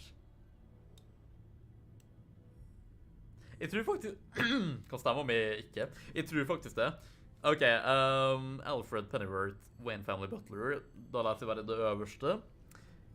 My reputation has been ruined and my name is worthless. But somehow Alfred remains dignified despite all the mudslinging. I thought my emotional core was a bulletproof... Vent, hæ? Har de skrevet feil her? Man of them as was as bulletproof as they come. Fordi her har de skrevet I thought my emotional core was a bulletproof as they come. Ok, det var jævla... De må ha skrevet feil her, det var veldig lull da, fordi... Ser du der, det er snakk om at de kan rushe spillene sine mot den siste perioden. Anyway, jeg leste sånne sikkert til man til å skrive det. Was as bulletproof as they come, but Alfred has shown me that he's even stronger. He was there to deliver me from the nightmare of Arkham Asylum without so much as a raised eyebrow. And I'm forever grateful. Jeg suger på å snakke I dag generelt, faen. Harvey Dent. Da det vel det her oppdateringen. My money helped him get there, but now I have to admit that Gotham City has a monster in the mayor's office. He's become a disoriented version of the Harvey that I used to know, twisting his crusade against crime into an excuse for authoritarian tactics. Ja, det typisk at sånne ting skjer. Det sånn det skjer I real life, dessverre. He's also declared war on Bruce Wayne, signing the order committing me to Arkham Asylum and stealing credit for defeating the children of Arkham's plans. Arkham's plans, kanskje? Ja. Nei, sånn jeg sa det først. In his heart, he may want to save Gotham from crime, but his brutish so-called enforcement squads are only making things worse. I'll have to confront him sooner rather than later. Så har vi Hamilton Hill, deceased. Hvorfor det så jævla bug om å dra tingene opp på det? Dårlig shit. Hill gave the tape of my father gaslighting Esther Cobblepot to the children of Arkham. It proves my father's criminal dealings, but for Hill, it was too little, too late. While I'm glad to see Hill out of the picture, I would rather have Batman handle him instead of the Penguin. Murder and justice are never the same, thing. Yes. Så justice og ikke vengeance, altså. Så har vi Catwoman. Jeg skal få lov å gjøre det rett. Okay. Selena was a true asset during the debate. She's one of the smartest people I've encountered, and she's proven again and again to be a valuable ally. After we've grown so close, there was no way I could leave her behind at the debate. I just hope she's willing to help me take down the children of Arkham and their leader. Tone falet mitt blir retardet når jeg leser uansett hva. I can't even begin to imagine the terrible things Oswald is doing to Wayne Enterprises now that he's CEO. For generations, my family has worked to make it a company worth admiring, and he's going to corrupt it into something horrific. More than anything, he can't be allowed to discover my secret technologies. The savage beating I gave him at the press conference should keep him distracted long enough for me to come up with a plan to deal with him. So Gordoniel. I thought I could handle everything on my own, but Jim Gordon has proven me wrong. If it wasn't for him, I would still be rotting away in Arkham Asylum. Instead, I'm back on the streets. No matter what happens between us personally, I have to remember that Gordon always stands up for what's right. Jeg tror det fucka med meg ekstra masse at jeg ikke hører meg og stemmer på grunn av headsetet. Det bare, faen. Vet du hva, vent 2 sek. La oss se om vi kan få fiksa det her somehow. Eller vent, nå snakker jeg, og... Nei, jeg hører ikke meg selv godt nok.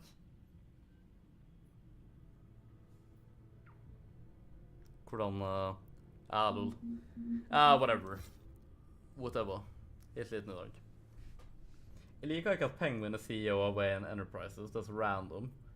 Ja, det er litt random, men... Ja, egentlig. Egentlig. Det er liksom hvordan bare casually klart om å få det til å skje. Det er ikke umulig da, men... Det er vel en interessant nok storyline, men... You know. Ok, så har vi Wiki Whale, i hvert fall masse character development her. Skal vi se, jeg vet ikke om folk hørte det. Jeez. Ok, Wiki Whale, as I thought I knew her, is gone. She has ceased to exist. Her real name is Victoria Arkham. Jeg liker ikke så godt det heller. Det kan ting i tegneserien, right? Som canonically. I guess det bare var noe han gjorde her. But I guess she prefers to be called Lady Arkham. She's been right there in front of me this whole time, and somehow I failed to see it. How?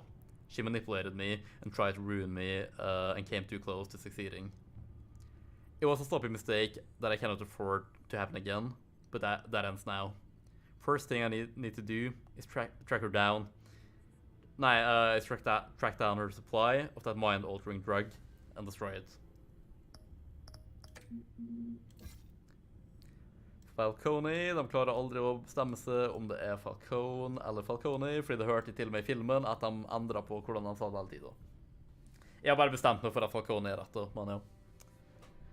Falcone is gone, killed by a police officer's bullet.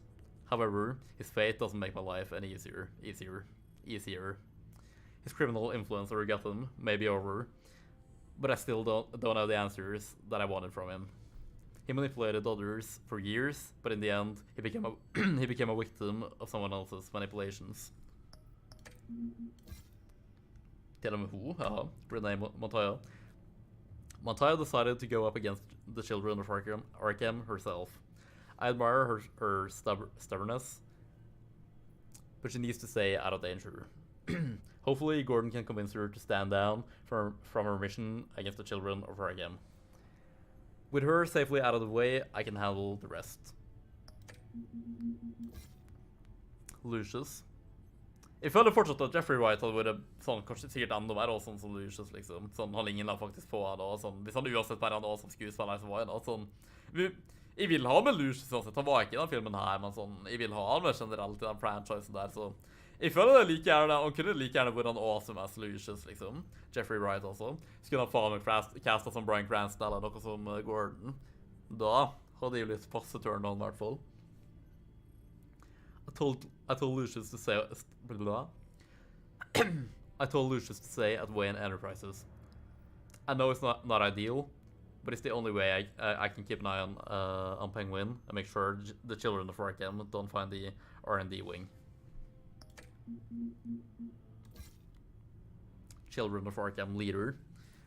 She's known as Lady Arkham among her followers, but now I know her real name, Victoria Arkham. Her Ricky Vale persona seems to be gone forever. I can't believe I let her into my home. I can't believe I never figured out who she was or what she was doing. But now that I know, there's nothing that will stop me from taking her and her followers downtown. Children of Arkham. Jeg føler jeg har lest dem før da, men det stod da en update som var nytt, så jeg mener ok. ever since I stopped their plot to spray the citizens of Gotham with their drug, the children of Arkham have been quiet. If I hadn't been in Arkham, I would have immediately tracked them all down. But it seems Mayor Dent has taken up the fight in my absence. He'll crush them and anyone who tries to stand up to his authoritarian tactics. Jeg klarer ikke å engelsk I dag. Det I hvert det høres fuckings retarded. Jeg kan å snakke engelsk. Jeg har sagt engelsk, jeg flink til engelsk. Men jeg klarer ikke å lese det. Jeg blir fuckings... Jeg blir sint på meg selv. Fordi sånn... Eller noen dager bedre enn andre, og noe sånn... Jeg konser så hardt. Det bare å lese det, liksom. Jeg prøver å lese sakte, men tonefallet mitt... Jeg klarer ikke å skjønne hvor setningen går den. Jeg vet ikke, la oss prøve nye ting. Jeg skal bruke lengre tid på det bare for at jeg skal bli mindre irritert på meg selv. Jeg skal lese hver setning inni meg. Og så skal jeg lese den høyt, sånn at jeg vet hvordan den går.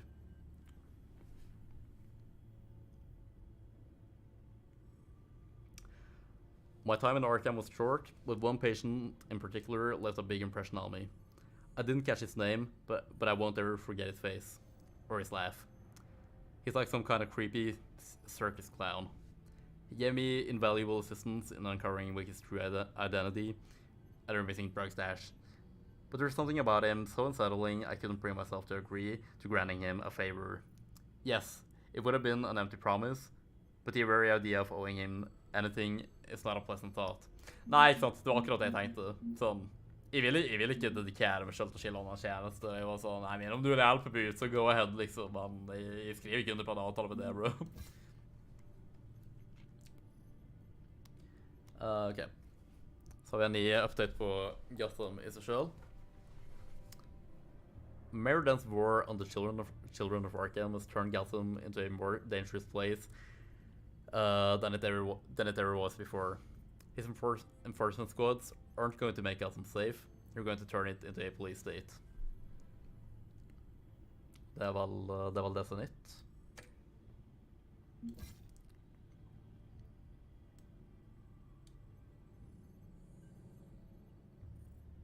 Ja, jeg husker at jeg leste. Ja, ok, da det bare updaten som ny, jo.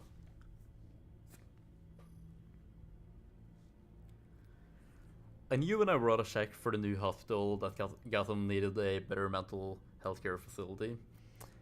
But it wasn't until I became a patient at Arkham that I saw firsthand just how dire the situation is. There's a guy with a homicidal sock puppet and a man named Sass who's covered in tally mark scars of each of his victims. Then there's John Doe. I don't know who they are or what they did to get in there, but we have to make sure they never ever walk free.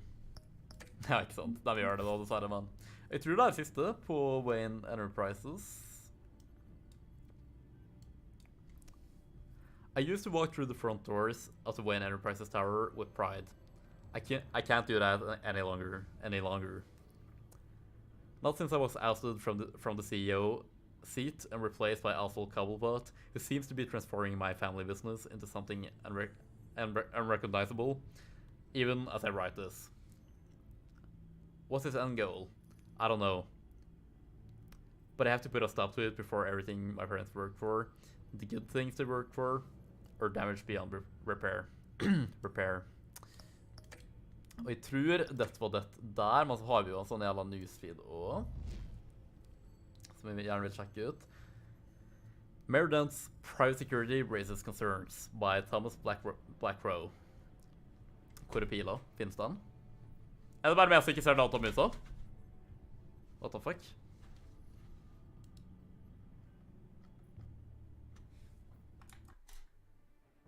Ja, hva? Nå skulle kameraet mitt ta av igjen. Hva søren jeg der? Bare hvorfor? Bare hvorfor I helvete?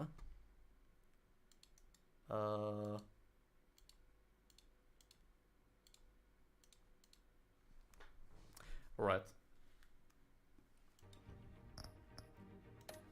Well. Rest in peace, kamera. Ja, jeg skjønner ikke, det bare skrur seg av uten grunn. Det ikke sånn det går tom for strøm eller noe, det bare... Jeg prøver å tenke hvordan kan du gjøre det, men jeg har ikke endret noen ting fra forrige stream. Det er sånn meta på stream som så hvis ikke det er noen tekniske problemer på en stream, så finner de bare på at ting. Det er bare sånn, ja, la oss gjøre random ting som aldri har skjedd, foruten at du endrer på noen ting whatsoever. Anyway, la oss se på den artikelen her. Ja, once again, datamusa vi finnes ikke. Eksisterer. Så nå er den der, sant? Ok, den bare skal forsvinne på det segmentet her, selv om den ikke gjorde det i sted. Det er artig, det. Ja, Theo, nå har du sikkert begynt å catche opp litt i point igjen, da. Det er jo litt nice, fordi Femniche ikke har vært på alle streamen. Du må bare stå på. Newly elected Gotham Mayor Harvey Dent has barely moved into City Hall, but it's already apparent this administration will be quite different from the last. Look no further than the mayor's recently appointed private security team manning checkpoints throughout the city. Though a spokesperson for the mayor says the checkpoints have been set up in the interest of the public safety, they decline to say where the newly hired officers come from. One thing's for sure, however, and that's the chain of command. These new officers report directly to Mayor Dent. Mayor Dent ran as a law and order candidate with his new and with these. Hæ? Har de bare skrevet feil her? And with these new and checkpoints? What? I Sverige har de bare skrevet feil her, fordi det gir ikke mening. Mayor Dent ran as a law and order candidate, and with these new and checkpoints, Gotham will see that promise enacted, for better or worse. Jeg tror ikke jeg skjønner konteksten, men det er bare legit har skrevet feil her. Det er ikke rart at det er vanskelig for meg å lese når de bare straight up skrevet grammatisk feil. In game, liksom, lol. Imagine om det var sånn i Arkham-spillet. Theo har 1958 på siden. Dang, det er bare å grinde på til 2000, det jo. Det blir veldig kult. Det blir i hvert fall den andre som kommer dit. Og så er ikke, jeg tror ikke Finito er så veldig langt over 2000. Wayne out of Arkham in less than 48 hours by Joey Day. Hva er det, Calendar Man? Tror ikke det, da. Nei, jeg tror det er Julian Day, men kanskje Joey at kaller det. I don't know, jeg tror ikke han var en reporter da, før det, så. Gotham's famous billionaire inmate barely had time to warm up his bunk at Arkham Asylum before he walked out the front doors, a free man. Bruce Wayne was arrested 2 days ago after assaulting incoming Wayne Enterprises CEO, Oswald Cobblepot, at a press conference on the steps of the Wayne building. The press conference was called after an emergency vote by the board of Wayne Enterprises to remove Wayne as CEO, citing recent troubling revelations about the Wayne family. Many felt his erratic behavior would lead to an extended stay in Gotham's notorious mental health facility, but less than 48 hours after being admitted, Wayne's release was secured by the Gotham City Police Department. Department officials had no comments on the matter. Mayor claims credit for a drop in COA crime, I guess, by Mario Ito. Mario Ito, ja. Det høres fortsatt tullet ut, da. While the GCPD's newly released crime statistics show an overall rise in violent crime across Gotham, the number of incidents involving the so-called Children of Arkham have dropped since the mayor's self-appointed enforcement squads have taken to the streets. In a fiery speech off the steps of City Hall, Mayor Harvey Dent took credit for the reduction in COA activity, claiming that the streets of Gotham would be lost without his personal leadership. However, Mayor Dent is not without his critics. COA is of a little children of Arkham, the melding, I guess. Civil liberties activists issued a statement calling Mayor Dent's new policies militaristic and bordering on fascist. Ja, faktisk. The statement also blamed Dent for the overall rise in crime, suggesting that the mayor's enforcement squads contributed to a growing climate of chaos and fear in Gotham.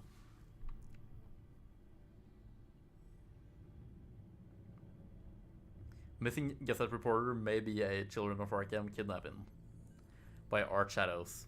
Nei, man er by Art Shadows. Wikipedia, ja, lol. If they only knew.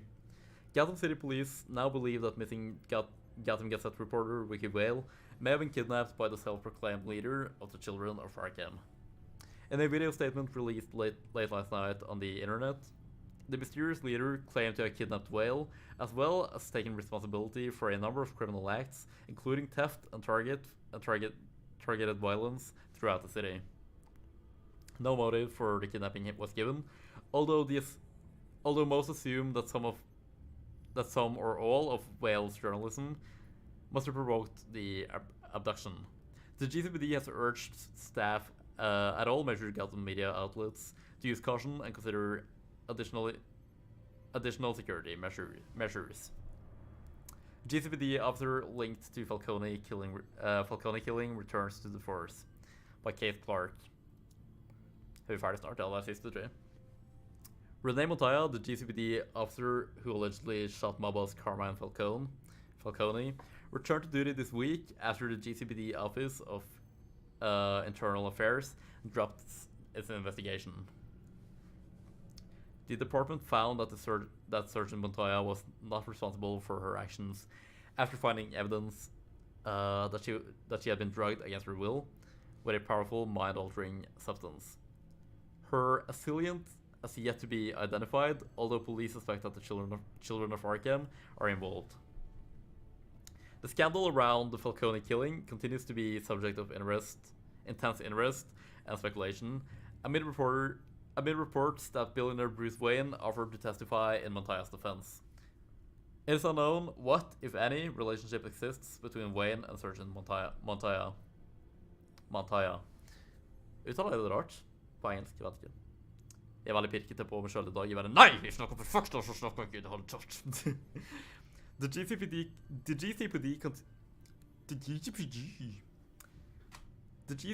continues to investigate a shootout involving Montoya while she was on administrative leave following the Falcone killing. The GCPD refused to comment on Montoya's involvement. However, the district attorney's office told the Gazette reporters that Sergeant Montoya isn't suspected of any wrongdoing. Okay, lol. I guess. Så gjør vi det her. This is the refined sample of the drug taken from Officer Montoya. Jeg vil ikke drikke mer. Jeg har ikke drukket opp en som det bare varmt og ekkelt. Det var jo kaldt, men det bare ble sånn dritlunget skikkelig fort. Så snålt, egentlig. Here's my DNA before the incident. It seems that the drug attaches itself to specific proteins in the genome structure. If we can modify the drug's molecular structure, we should be able to create a counteragent. Once you've figured this out, we'll have a working antidote. We can create an antidote. By the drug. Match the drug molecule sequence to the key image. This cure is based on my DNA. It'll only work for me. To cure other people, we'd have to sample and decode the genome structure for each and every person to make them an antidote. We don't have the time or resources for that. That's why we were lucky to have mine on file already.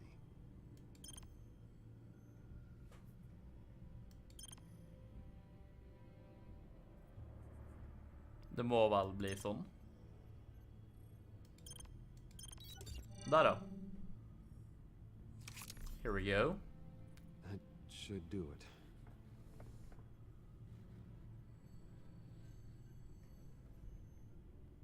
Antidote.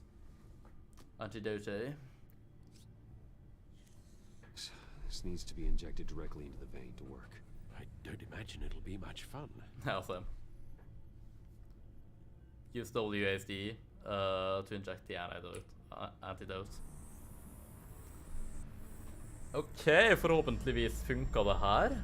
Hadde vært koselig. Wow, du brukte faktisk ikke 5 minutter på en puzzle. A surprise to be sure, but a welcome one.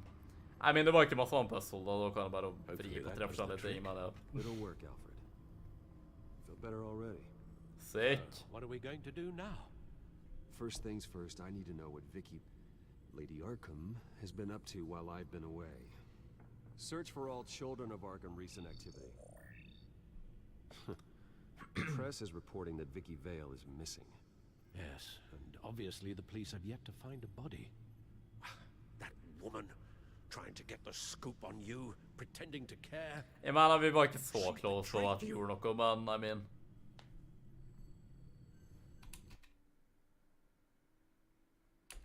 I guess. Different. Maybe I could have gotten through to her. You always try your best, Bruce. She had her own agenda from the start. True. She was... Det er samme skitten som jeg leste i stad. Stemmer med så I dag, sorry. Vicky Vale missing. Gotham City Police now believe that missing Gotham Gazette reporter Vicky Vale may have been kidnapped by the self-proclaimed leader of the Children of Arkham. True, some things I last style. In a video statement released late last night on the internet, the mysterious leader claimed to have kidnapped Vale, as well as taking responsibility for a number of criminal acts, including theft and targeted violence throughout the city. Me the entire time. Så kul det där då. She wanted me in Arkham. Well, det var inte länge. What my father had done to all those people. I mean, I guess. Bruce, I guess. There were bigger plans than me, Alfred. Batman stopped her at the Skyrail station, and I can't believe that she isn't finding Sir Batman Begins så jävla bra. Alltså det shit. That's true. She may be. Jag var så positivt överraskad över den filmen när jag rewatchade den nyligen. Väldigt nyligen. Jag har fortsatt inte lagt ut anmeldelse på Twitter på Batman och Robin och Batman Begins. Så jag borde göra det för att se vidare, men jag säkert gör det real quick idag. I hvert fall Batman och Robin. Har gjort på alla andra thus far. Yeah, of course.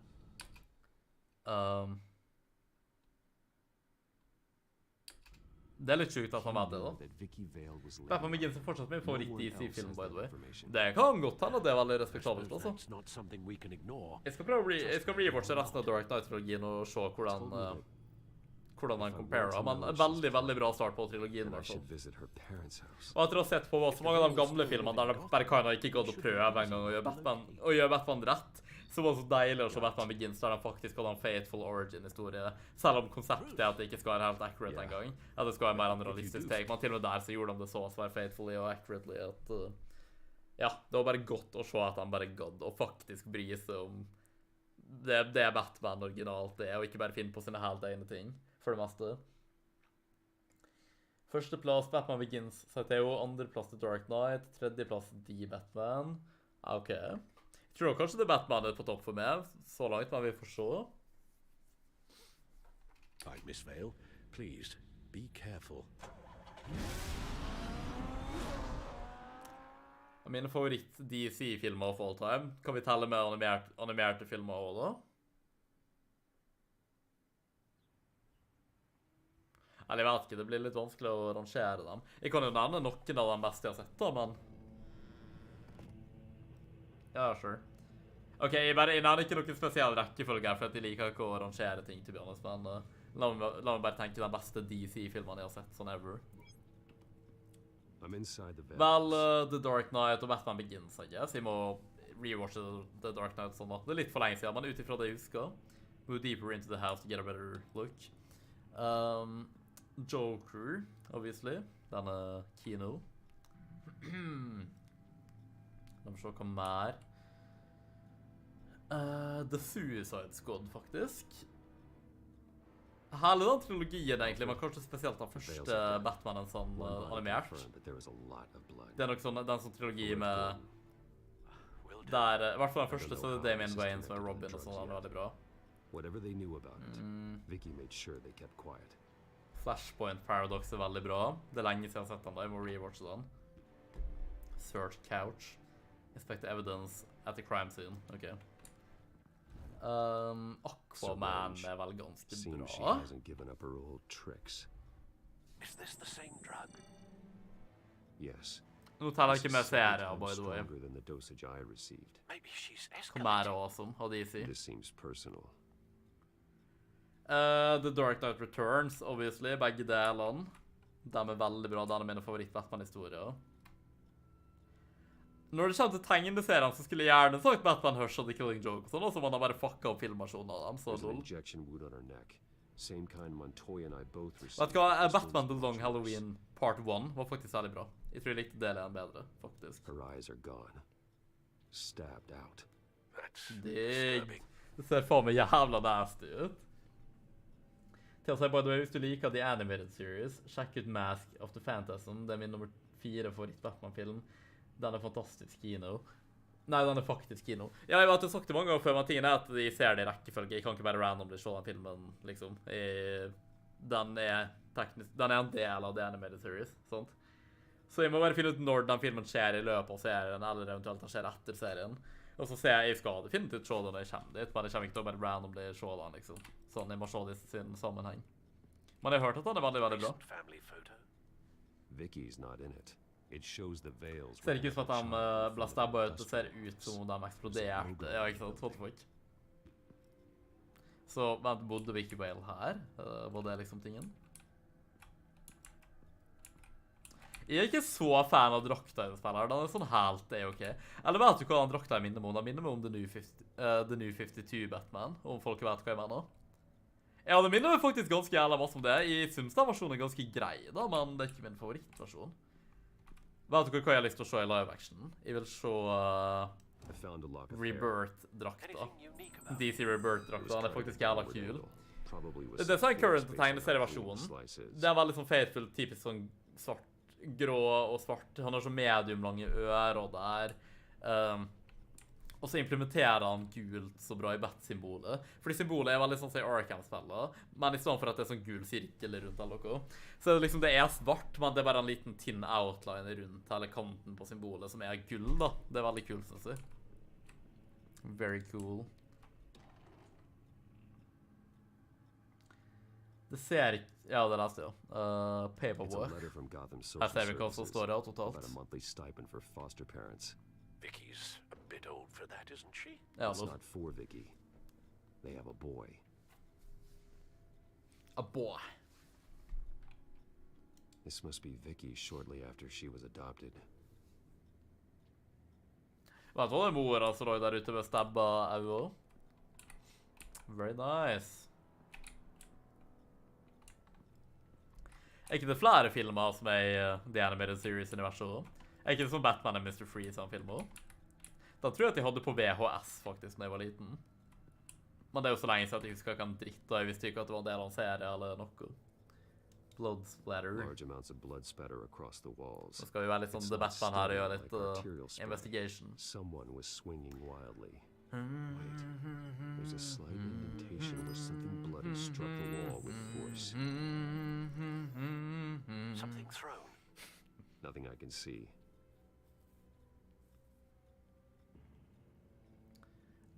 Jo, det er han med Mr. Freeze også, da har jeg ikke sett det da.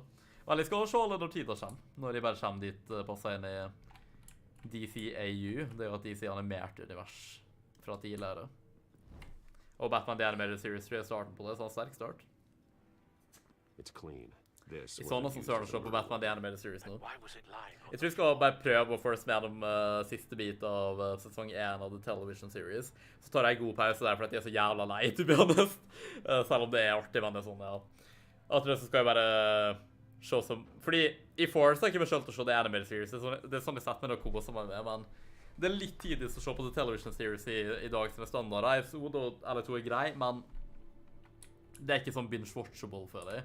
Men The Animated Series er det, så da vil jeg kunne bare se ganske masse av det, og sånn jeg føler, for det kan jeg plukke opp The Television Series igjen. Jeg vil se ferdig begge to eventually, i hvert fall. Men jeg tenkte faktisk å se hele animerte universet, da. Alfred found Mr. Vale. Alive? Koselig. No. Eller hvem vet? I mean... He's gone. Oh. 10 hours at least, judging by the state of his soft tissues. Company logo. Looks like a company logo. The belt buckle is covered in blood. Before he was hung with the belt, Mr. Vale was beaten with it. What the fuck?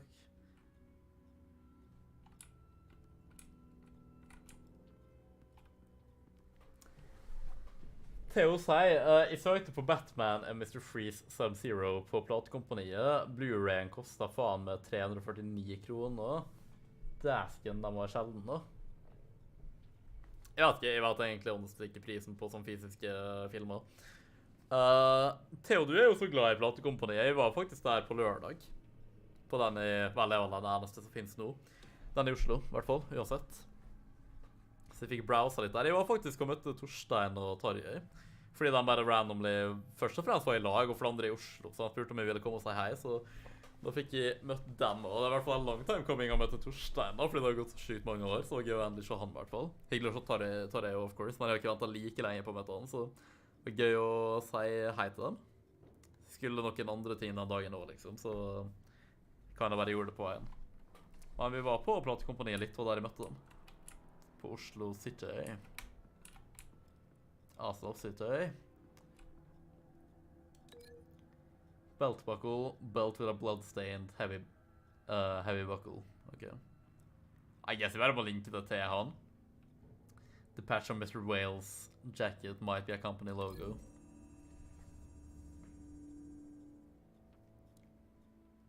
Vel, jeg har den på VHS I hvert fall. Batman Mr. Freeze Sub-Zero. Hair. A lock of hair. I mean, det sikkert hendene sitt, surely.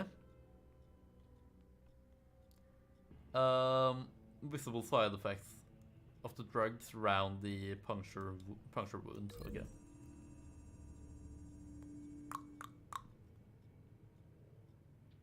Jeg føler at episode litt treg så langt, på en måte. Episode 3 var veldig bra. Syringe. Same type of syringe used to drug Harry Dent and the former Mayor Hill. Okay, så... Eller det jo sikkert den som skal inn I hodet, I guess. Inn I hodet hørtes veldig dirt ut. Unødvendig. Kan jeg få lov å gå tilbake dit jeg vil, takk? Det må sikkert surely være det som rett, I mean.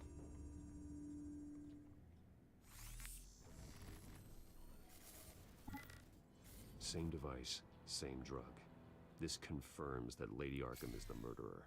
Jeg vet ikke om det confirmer da, men det suggester det I hvert fall sterkt. Family photo.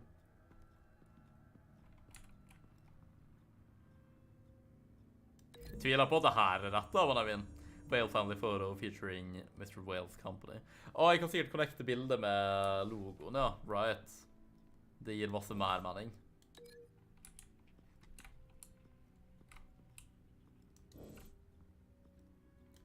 Ja, ok, vent da.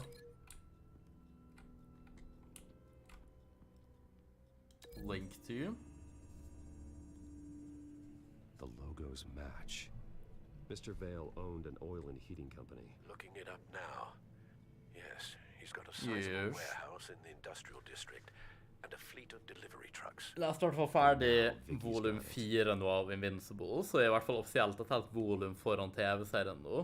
Kommer sikkert ikke I sesong 2 for om jeg heller lenge. Sikkert lest ferdig hele sesong 2 og innen det kommer. Og så har jeg begynt så vidt på nyeste volumet jeg har av Fables. Jeg tror det volum 13, The Great Fables Crossover. Men jeg tror jeg tar en pause fra både Invincible og Fables. Eller nei, kan ha bestilt volum 5. Kanskje I hvert fall etter volum 5 av Invincible tror jeg tar en pause. Fordi vi leste ferdig den der Pirates of the Caribbean-bokserien jeg så vidt begynte på for lenge siden. Eller liksom en stund siden. Fordi jeg ville kunne lese dem uten nostalgia etter at jeg rewatchet filmene. Pluss jeg fikk aldri lest serien ferdig, så jeg tenkte bare lese dem I... Ja, jeg vet ikke, vi ser hvordan det går der. Så må jeg lese mer I fuckings Bibelen. Det dritlenge siden jeg har gjort, liksom. Hele det prosjektet mitt jeg må på å bare lese dem for å lese dem, prøve I hvert fall. For research purposes. Jeg må igjen stresse at jeg ikke faktisk kristne eller noe, jeg bare synes det interessant. Fordi om folk ikke har kontekst til det, så høres jeg veldig kristen ut. Fordi jeg faktisk sitter og leser Bibelen, men det det ikke derfor. Det bare fordi at jeg en nerd, rett og slett. Jeg vet ikke hva jeg skal si. A clean kitchen knife. It appears Mrs. Vale attempted to fight back. Jeg liker ikke gul farge vi brukte på Battekken. Jeg liker at det gult, men det kunne vært en kulere type gul. You know? Ok, jeg tror vi begynner å nærme oss nå. Jeg må bare connecte den her med noe. Og sikkert her. På wall indention. I guess. An indention in the wall made by the force of a thick object. Ja, det var det. Ok, da tror jeg at vi har stått opp hele crime-scenen her. Way to go. The indentation matches the shape of the belt buckle. It must have Indentation, been no. of the wall Okay. during the attack. What exactly happened in that house? I think I know. After we stopped her at the rail station, Vicky needed a place to hide her supply of drugs. Her father's trucks and warehouse offered the perfect cover. To do that, she needed them out of the way, with Vicky Vale fully assuming her new identity of Lady Arkham. Seems like she didn't need the Vales around to support her old one. Vicky showed up to attack her adopted parents, but only the mother was there at first. Miss Vale fought back and was able to slice off part of Vicky's hair. Vicky then subdued her with a Jeg synes at delen her av spillserien veldig kul. much larger dose, nearly lethal. She then removed the mother's eyes, indicating a deeply personal motivation. Bro, what the fuck? This was obviously some sort Søren gjorde den mot henne. Sometime Ble during this, Mr. Vale hun abused eller noe Vicky av dem? attacked him with his Jeg own skulle weapon, nesten trodd det. striking with the buckle until he was unconscious and bleeding out. Finally, she dragged him to the closet and hung him with the belt. The blood loss got him way before the hanging did. That's horrific. Ja, She indeed. never acted out in such a violent way before. Why would she? Alfred, I think someone's still in the house. Going to look for a heat signature. If anyone else is here, I'll find them. Kitchen scan for heat signature. Clear. Nothing here. Ok. Skulle faen meg likt å ha sånn i, eller jeg vet ikke om edderkopper sender ut noe varme, men jeg skulle likt å være hatt på sånn hele X-rating, sånn ok, hvis de er her, så ser jeg dem i rommet uansett hvor fuckings de er. Det er ikke noe skummelt å gjøre, men da vet jeg i hvert fall at når jeg er trygg, så er jeg trygg. Jeg føler meg faktisk veldig trygg for edderkopper i denne leiligheten her, da. Det har ikke vært noe der ennå, så vidt som vi vet, i hvert fall. Og han som bodde her før meg sa at på de 4 årene han bodde der, har det kanskje skjedd en gang at han har sett en edderkopper inne. Og det var liksom på sommeren når han liksom bevisst hadde hatt døra på vidt gap veldig lenge da, ut på balkongen. Fordi det var varmt. Så, og det er veldig nytt og moderne her, og ventilene går ikke egentlig ut av bygget heller. Ja, det er ja. Ok. Jeg synes vi husker det her. Så jeg bare kan da føle meg trygg, sånn før det skjer noe, så skal jeg bare assume at det er umulig, bare for å føle meg trygg. Jeg tror det er litt falsk trygghet, men jeg har i hvert fall ikke hatt noen grunn til å være redd for edderkopper her ennå, i det hele tatt. Det er jeg er blessed for det.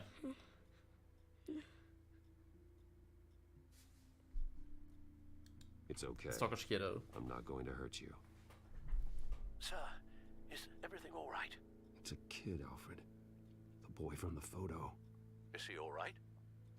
Aside from the shock and a few bruises, he seems okay. Vi burde kanskje ikke la han se utsida.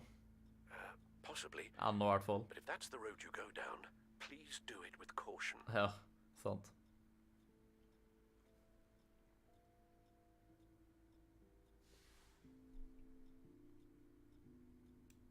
Hey, it's gonna be okay. Gonna be all right. Jeg mener så hvordan vi tar det ut. Det gikk ikke så bra med Bruce akkurat når hans foreldre ble drept, så jeg mener. Får han til å føle seg viktig, I guess. Something bad happened out here. I know it might be scary. Og hjelp, I need your help. Can you do that? Okay. I need you to tell me if you saw or heard anything. This is important. I heard someone say something. Something about drugs, fighting the police. I don't know who.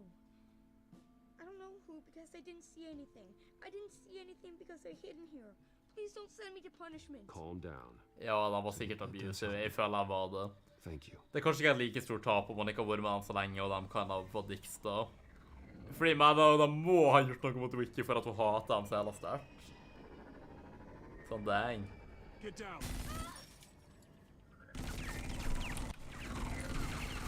Hallo, det er kids her inne. What the fuck? Ja, what the fuck? Kan bare sitte med en sånn jævla PS4-kontroll på kontoret sitt eller kontoret mitt. I Winther Tower, eller? Og bare sier den tingen der. The fuck?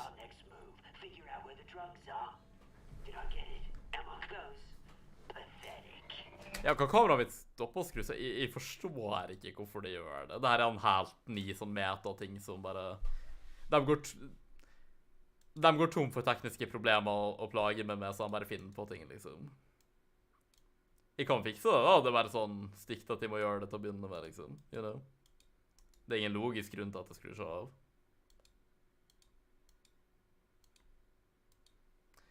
Okay, I'm back. I've got these little back traps all over the city, but I should have known a good double murder would be what brought you out to the open. Ah!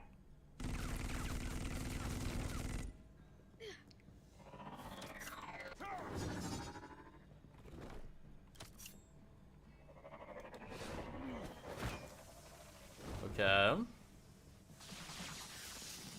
Teknikerproblemer kan slå tilbake. Ja, ikke sant? Det er bare forcet det så hardt, og det er sånn obviously så er ikke det noe galt med kameraet mitt eller noe, men det bare skjer sånne mysterieproblemer som aldri har skjedd før, helt uprovosert, liksom. Ingen endringer har gjort whatsoever. Jeg vakker da bare sånn, nei, nå skal det begynne å skje. Grunnlag, ingenting. Det var stupid, what? Jeg vil løfte han litt opp nå. Jeg håper han ikke ser rundt, uansett. The boy will remember that. Nei. Å, Gud. They're dead. Ja, no shit. I'm so sorry that I couldn't save your parents. You don't know how sorry. Ja, ikke sant. I promise. I won't stop until I catch the person that did this.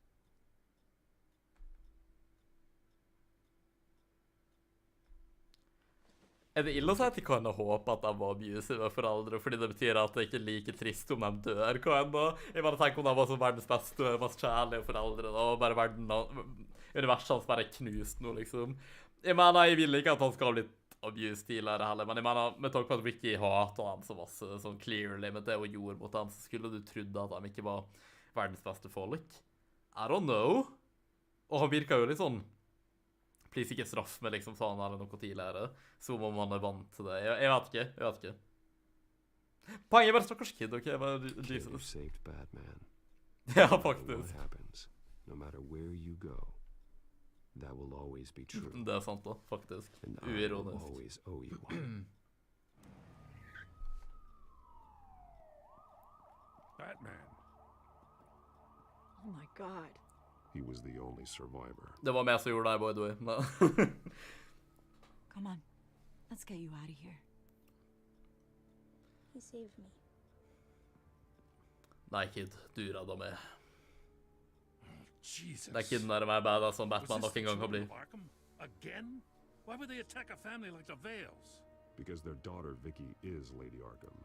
She killed Dun, her dun, own parents so dun. she could use their Batman company bare knowledge to stockpile unmaske the rest henne. of her drugs. Vicky? Vicky Vale, the reporter? Ja, jeg er ikke gal i Who noe. was the boy then? That boy was the Vale's adopted son. According to the papers I found, they were receiving a pretty significant stipend. He says he heard something about drugs and attacking the police.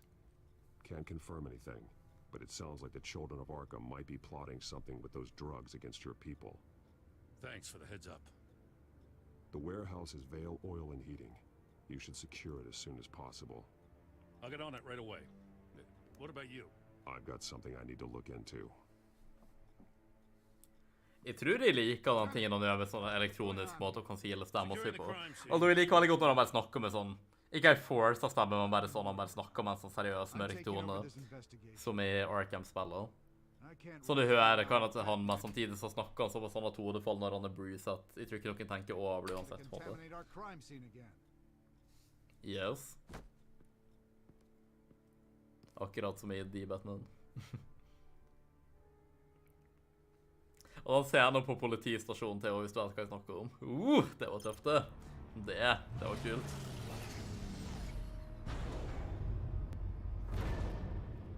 And so your bat stunner just didn't work? Guess so. That's right. I have a bad feeling it was no accident. Jeg trodde han skulle si, I have a bad feeling about this. Det var som var in the Star Wars. Let's get a closer look at you. Use WASD to to rotate the device and determine its malfunction. Okay.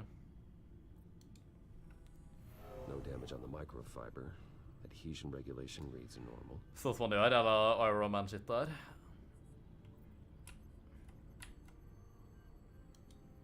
Electricity conductor. Everything looks functional. Blue Beetle. It should have worked. EMP. Folk som ser på veldig kjent med Blue Beetle. Superhelten altså i DC. Jeg tror ikke han har hatt noen live-action-ting ennå, men jeg tror det skal komme. Jeg tror han er en ganske big deal i tegneseriene og animerte ting nå. This is strange. Han er vel en relativt ny helt. Eller jeg vet ikke. But it shouldn't be. Like the ones you shut down in the GCPD. Something like that. But Lucius had his eyes on the Wayne tag that the children of Arkham breached. This is something different. Bruce, I have Lucius on screen now. Good evening, Bruce. Nice. How can I help? I need you to see something. Sending you schematics. Schematics. Someone's found a way to get past my security upgrades. Not just someone. Oswald Cobblepot. Great. Bruce, I am so sorry. I should have caught this, but he snuck right under my nose. Det går bra, Lucius. Jeg tilgir det. My man. What a mess. This is your fault. Jeg mener, jeg vil ikke være streng, men la oss bare liksom... Hvem bryr seg? La oss bare fikse det. Det er viktig, så. Looks to me like he's introduced some sort of bug into your network. Blue Beetle var jo med i en animert Batman-serie jeg så masse for før. Den heter Batman The Brave and the Bold. Den introen slapper hardt. Jeg husker at jeg likte ikke The Brave and the Bold, men jeg tror det var fordi at det var liksom relativt barnevennlig, og det var den perioden jeg stoppet. Jeg var akkurat gammel nok at jeg stoppet å se på Cartoon Network og Disney XD og sånne ting. Og jeg var ikke så fan av animasjonsstilen, og jeg bare synes det var litt for tamt og barnevennlig, utifra det jeg husker, men det er dritlenge siden da.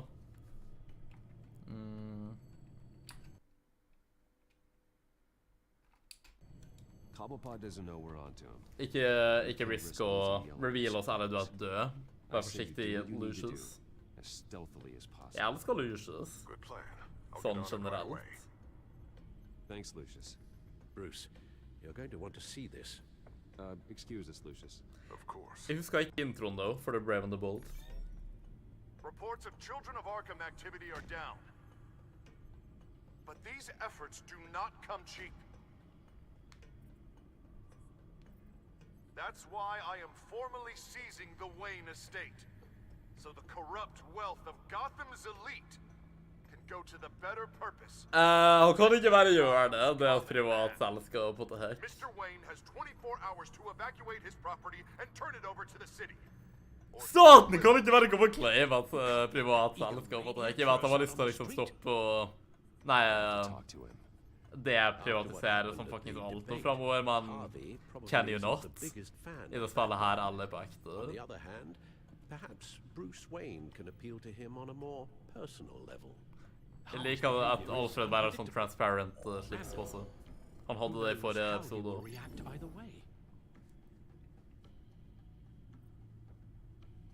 Jeg tror faktisk Batman hadde bare safe med at han Bruce på det punktet her. Batman saves Bruce Wayne. Yes, about bloody time. Ja, sant. Get over it, Tori. Selina elsker Bruce, ikke det. Vel, jeg tror ikke hun elsker Bruce heller, da. De har ikke kjent hverandre så lenge, og de banger sånn en gang, liksom. Jeg tror hun liker han, definitivt mer enn Harvey, men jeg elsker kanskje litt sterkt ord.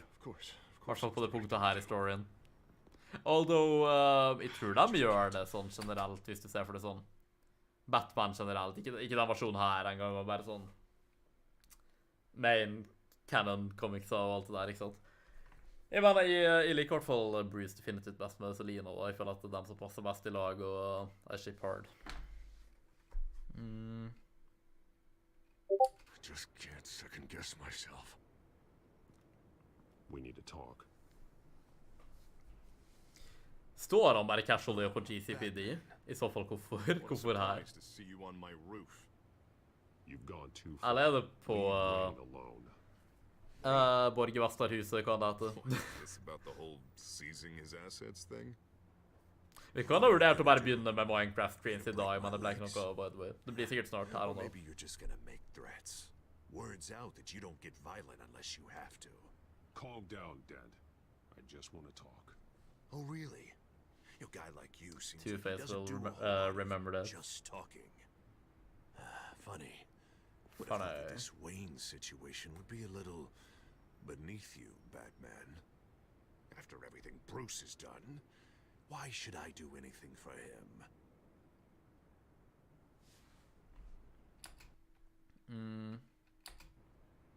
You're losing your mind, and everyone can see it, Dent. True. You want to save me? I protect everyone. Oh, is that so? That's so indeed. Wayne is just another curveball this stupid city threw my way. Him and his goons, the Waynes, the children of Arkham. I'm finally starting to understand. To see just how Ok, mynten bare slå i dag og søren. Så jævla ikke naturlig ut på alle måter. I need to do some bad before it gets better. Jeg digger måten Gotham så ut på, by the way, og i Batman Begins. Jeg tror jeg har hørt at det ser ikke like bra ut i de andre filmene. Med tog, liksom, alt det. Det er bare så... Fordi det ser allerede ganske bare sånn default New York-ete ut i Batman Begins, men det har en viss sånn egen charm til seg, sånn det er Gotham City på en måte. Man ser av andre filmer, man tror det kan bare se ut som New York, og det er det. For det meste. Da fuck. Hva søren gjorde han? Og hvorfor? Bare sånn bare drepte fullt av civilians, bare for å ta dem somehow. Nei, det er det ikke. Det er covard. Ja, what the fuck? I don't care what your end goal was. Even one innocent life is too high a cost. Then you're thinking too small. I doubt the police would see it that way. Dope. The police? Oh, the smart ones already answered. Two-Face med... Som en borgermester av Gotham, det høres ikke bra ut. Hva slags timeline er det vi lever her? Smart ones. Bet he wishes he had just handed over the location of the drug stockpile when I asked. What did you say? Swear to me! Det er så jævla artig å Batman Begins. Med sånne jævla random tøgg som er sånn jeg fortalte alt, I swear to God! Og Batman bare swear to me! Så jævla intenst. Kan ikke swear to me være et alternativ, vær så snill. La meg se. Jeg skal bare rage på han. This is how you have to do it. Tell me where he is. Now. Du var en tast. Få det opp. Få opp nivået. By now he's just another corpse in Crime Alley.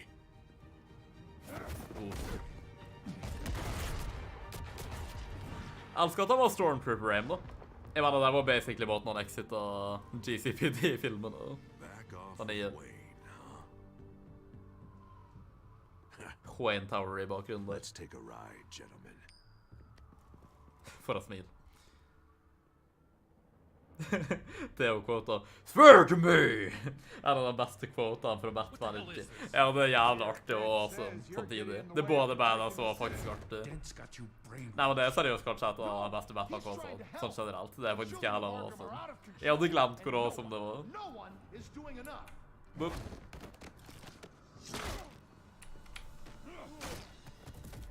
Det så litt goofy ut, men ok. Den siste der.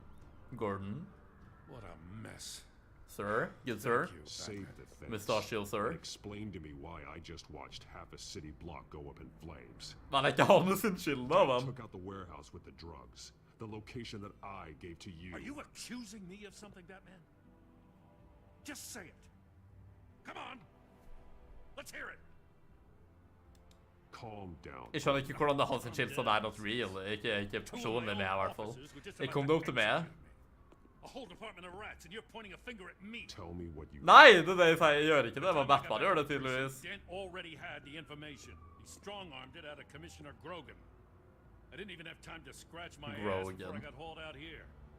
Høres bare som en lame first price-stasjon av Gordon. Gordon Grogan. I don't know. Det kan jeg ha likt meg samtidig virkelig ikke. Executions and martial law. I know. I always considered him my friend, but he's past saving. There's no world in which he manages to set this right. Jeg skal ikke drepe det, men jeg har ikke nødt til å redde det.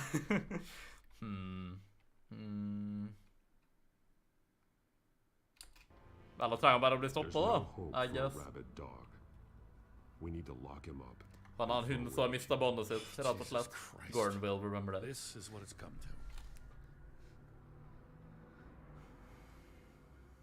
We have a lot of work to do. Everything is such a goddamn mess. But we gotta start somewhere. You know Det er det han må gjøre, I hvert fall. Take the people you trust and start hobbling Dent's army. Get your precinct back. You make it sound easy. No, it won't be. But if anyone can do it, it's you. You're trusted. Yeah. Gotta handle this first, though. We will get through this, Jen. I'm glad we're on the same side. Pew pew. Jeg kom til å spørre ikke der og bare, ok, bye. Friend. Lucius, what's the situation? I figured out how he's causing the feedback loop. He's somehow connected a black box computer to your encrypted network. Jeg husker ikke så masse fra en episode her og finalen, egentlig. Jeg vet ikke hvordan det slutter, eller hvor det går, til å be honest. Jeg tror vi skal mer av sesong 2, egentlig. Fordi det er mindre lenge siden. Hang on, Lucius. It's Alfred. I'm patching him in. Og jeg kommer ikke til å kalle det Batman The Enemy Within, på samme måte som at jeg ikke kalte det for Tilbake til The New Frontier. Det er sesong 3, og det er sesong 2. Rett og slett.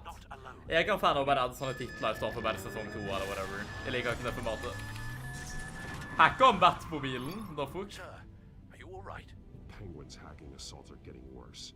At this rate, he'll have my tech compromised by the end of the night. Well, dang. Det er ikke bra. The place he could be hacking me from is Wayne Enterprises. Hva må jeg gå dit, da? Well, I don't envy your position. Even Batman can't be in two places at once. I need to stop Penguin. You go to the Batcave and make sure Harvey doesn't find it. I understand. Time to go to work. Jeg tror det er måten å gjøre det på, I guess. Jeg vet ikke. Det føltes bare rett ut. I guess det var en stor avgjørelse, men... Da regner jeg med at finalen blir her. Wayne Enterprises. 12:01 AM. Ja, fordi det hadde vært kanskje nice med å ferdig starte, egentlig. Da blir ikke det alt for sent, og da kan jeg legge meg litt tidligere. Jeg la meg egentlig tidlig i går også, men...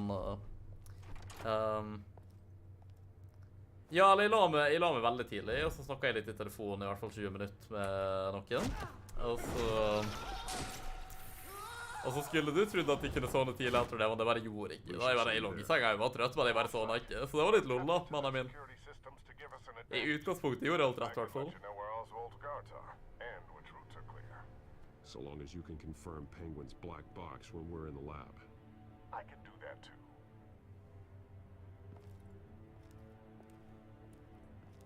Avoid that hallway. More guards ahead. Lucius bare guide oss, nice. Jeg føler det kunne vært et gameplay-segment, mannen min. Ja, det er det. Litt grann, i hvert fall. Slide inn. Det er sånn med når jeg literally bor i andre etasje i bygget mitt, og jeg likevel tar heisen i stedet for å bare gå sånn noen få trappetrinne opp til dit jeg skal. I den heisen i bygget mitt, det skal jeg ikke ta for granted. Det er en heis her, da skal jeg faen meg bruke den, om det så bare er en etasje opp, og det tar sånn... Jeg vet ikke, sånn 10 sekunder å gå opp trappa, liksom. Mesteparten av tiden så bare tar jeg heisen uansett, eller... Det er litt spørsmål om jeg skal masse opp og ned, og det gidder jeg kanskje ikke, men... Oswald og det sexy gule slipset sitt, altså det... Jeg begynner med på at Ruben sa han kunne kjøpe et gult slips til meg i innslitningsgave. Jeg har glemt å sa link, men jeg mener... Jeg kjøpte et sort der til dag, da. For det award-showet jeg skal på neste helg i jobbsammenheng. Da skal jeg suite opp, det blir faen meg nice. Konferansen skal han. Åja, jeg guess vi har solgt til han eller noe, når vi ble drugga. Man, vi frikket han opp.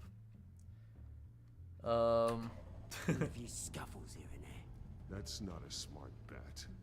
Well, I've got a bit of inside information that gives me the advantage. Jeg håper at Penguin bare sånn ikke britisk i The Batman. Det likte ikke så godt, fordi det er så lett. Det er literally bare BS-skuespiller. Bare sånn, ja, kan du snakke britisk? Karakteren er britisk. Ok, say no more. Liksom. Han bare er britisk, så jeg ville bare likt om han snakket britisk. Kunne ikke han bare gjort det, liksom. Under my expert stewardship, with the technology being developed, we could control. Jeg mener de jobber sammen somehow, right? What are you and Lady Arkham planning? Oh, I'm glad you asked. Jaha. You know, Wayne was thinking too small. He was only tinkering around. So Unarmed focused expert on fighter, the consumer fight. technology. Lady Arkham Linked to heavily armed for maximum damage. She made sure I was Firewall put in charge breached. of the company. Why waste our time trying to... Oh, I see.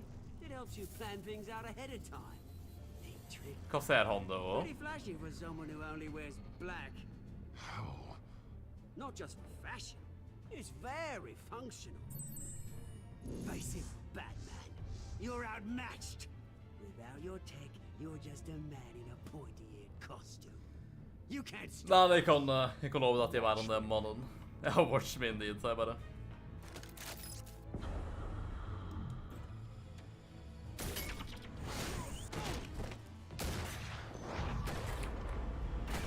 Jeg føler at vi hadde vært ganske fucked der da, men I mean, sure.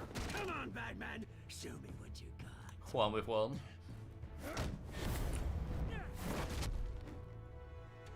My turn. Så jeg tror Oswald bare som faktisk kan å fighte ganske bra i den versjonen her også, i det spillet her. Jeg måtte bare være noen Batcave-tingene. Snakk til det selv, så jeg bare.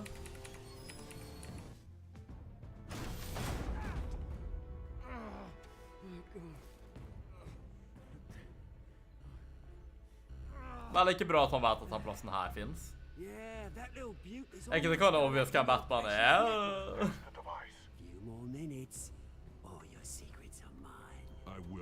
Eller visste han noen plassen fra før han fant han tidligere?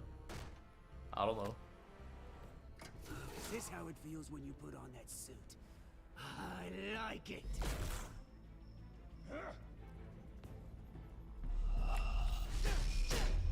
Ah, bro.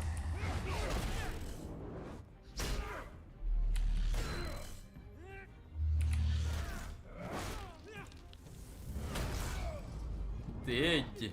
Ikke sant? Hei, feiler jo ikke. Men de feiler ikke. De gjorde det rett. Da fuck. Haven't you learned yet? I've shut you down. I'm the one with the Bang, toys bang. now, Batman.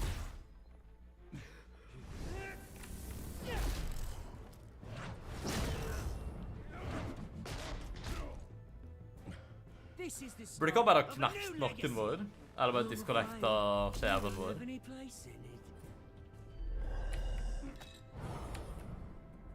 Jeg liker når Batman bare plukker opp sånne random objekt og bruker det til fightinga. Det er litt kult, egentlig. Oswald er så jævlig feig, faen. Indeed. Indeed, though.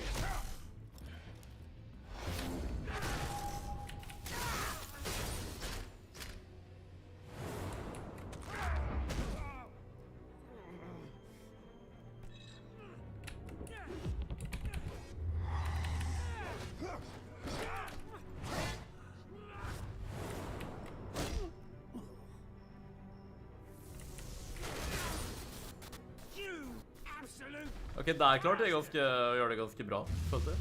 Press A and D to start your finishing blow. Ullete hand, med andre ord, som jeg liker å kalle det. Damn, alright. Alright. This isn't the end, Batman. You can't stop us. Bør vi da vet vi er Bruce nå, eller er det hva er det obvious fra før? Your revolution is over. It started with you. And it ends with Så jeg guess vi tar ut Penguin her, og så play the Arkham i neste episode. Where is she? What is she planning? The message is the same as it's ever been. We will open your eyes. The city's hypocrisy will be exposed. Tell me where to find her. Så også bare sånn, jeg fortalte alltid sverg til Gud, og Batman bare sånn, sverg til meg!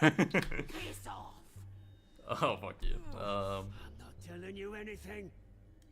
You're nothing but a pawn to her, and you're a fool if you think otherwise. Yep, Penguin will remember that. I'm not a pawn. I'm a soldier. I die Fortell det before selv, I sell out the cause. but you can help yourself by talking. I'll stop her either way. Ja.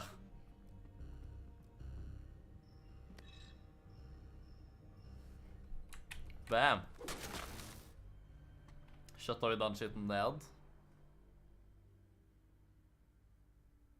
Det kan da ikke være så masse gjerne episoder nå. Hadde vært hva en av deg som bare rundet av, egentlig. For min litt liten. Just cut me down. Bittle. Jeg føler det ganske nådd klimakset sitt, although det var litt kort episode, kanskje. Usikker. Shit, hva faen har skjedd her, da? I guess Harvey bare ble mad og skulle angripe Bruce, og så... Jeg håper Alfred har det fint, da. At han bare har det i Batcaven eller noe, og bare passer på seg ingen annen av. Var in the Batman Begins? Var Rachel Gould der og bare tente på Manor, eller? Just tell him Wayne put up a fight. Psykopaten-mannen. Harvey Hughes, Hanover Beach. Ja, sant. Jeg tror Alfred... Ja, ikke sant? Episode 4. Guardian of Gotham. Jeg likte lengden på den episoden her. Jeg følte at det gikk ganske smoothly. Jeg startet ganske sent også.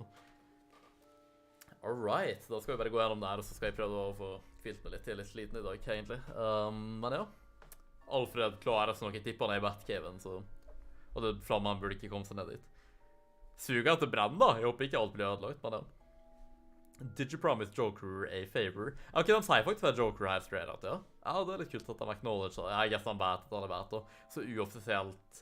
Eller sånn, når det ikke er karakterene som sier det på det, så ja. You and 50.5% of players deny Joker a favor in return for his help in Arkham. Ja, så flertallet var faktisk på min side. Jeg tror de gjorde omvendt forrige gang at de bare tok sjansen, men innser nå sånn, ok, vi er ganske faktisk å sette jo en psycho for alt jeg vet. Kan ikke du hjelpe meg? Du er bare gal, liksom, og... Vel, du er fra grunn og du virker gal på alle måter, så jeg vil ikke skille det en tjeneste, så sånn hjelp om du vil, for all del, men nei, jeg skal ikke love deg noen ting, bro. Altså, ja, og du gjorde ikke noe, jeg tror det er ganske like greit, altså. Men jeg skjønner at det var veldig 50-50 der. Did you go along with Joker's plan? You and 68.8% of players chose to follow Joker's advice and make a phone call to get out of Arkham. Det virker bare kinda logisk å gjøre det, sa jeg min, I guess, ja. Jeg burde kinda kanskje stoppet kampen med tanke på at uskyldige vakter og sånn døde, men jeg tenkte det bare var sånn psykoen som slåss mot hverandre, og jeg tenkte litt kjapt, og vi måtte jo komme oss ut for å stoppe enda bare ting fra å skje, så... Ja, jeg tenkte bare få en telefon og ringe Alfred eller Gordon eller noe, og det gikk fint. Så I guess jeg står for valget mitt for det meste, men litt iffy der. How did you get past the enforcer barricade?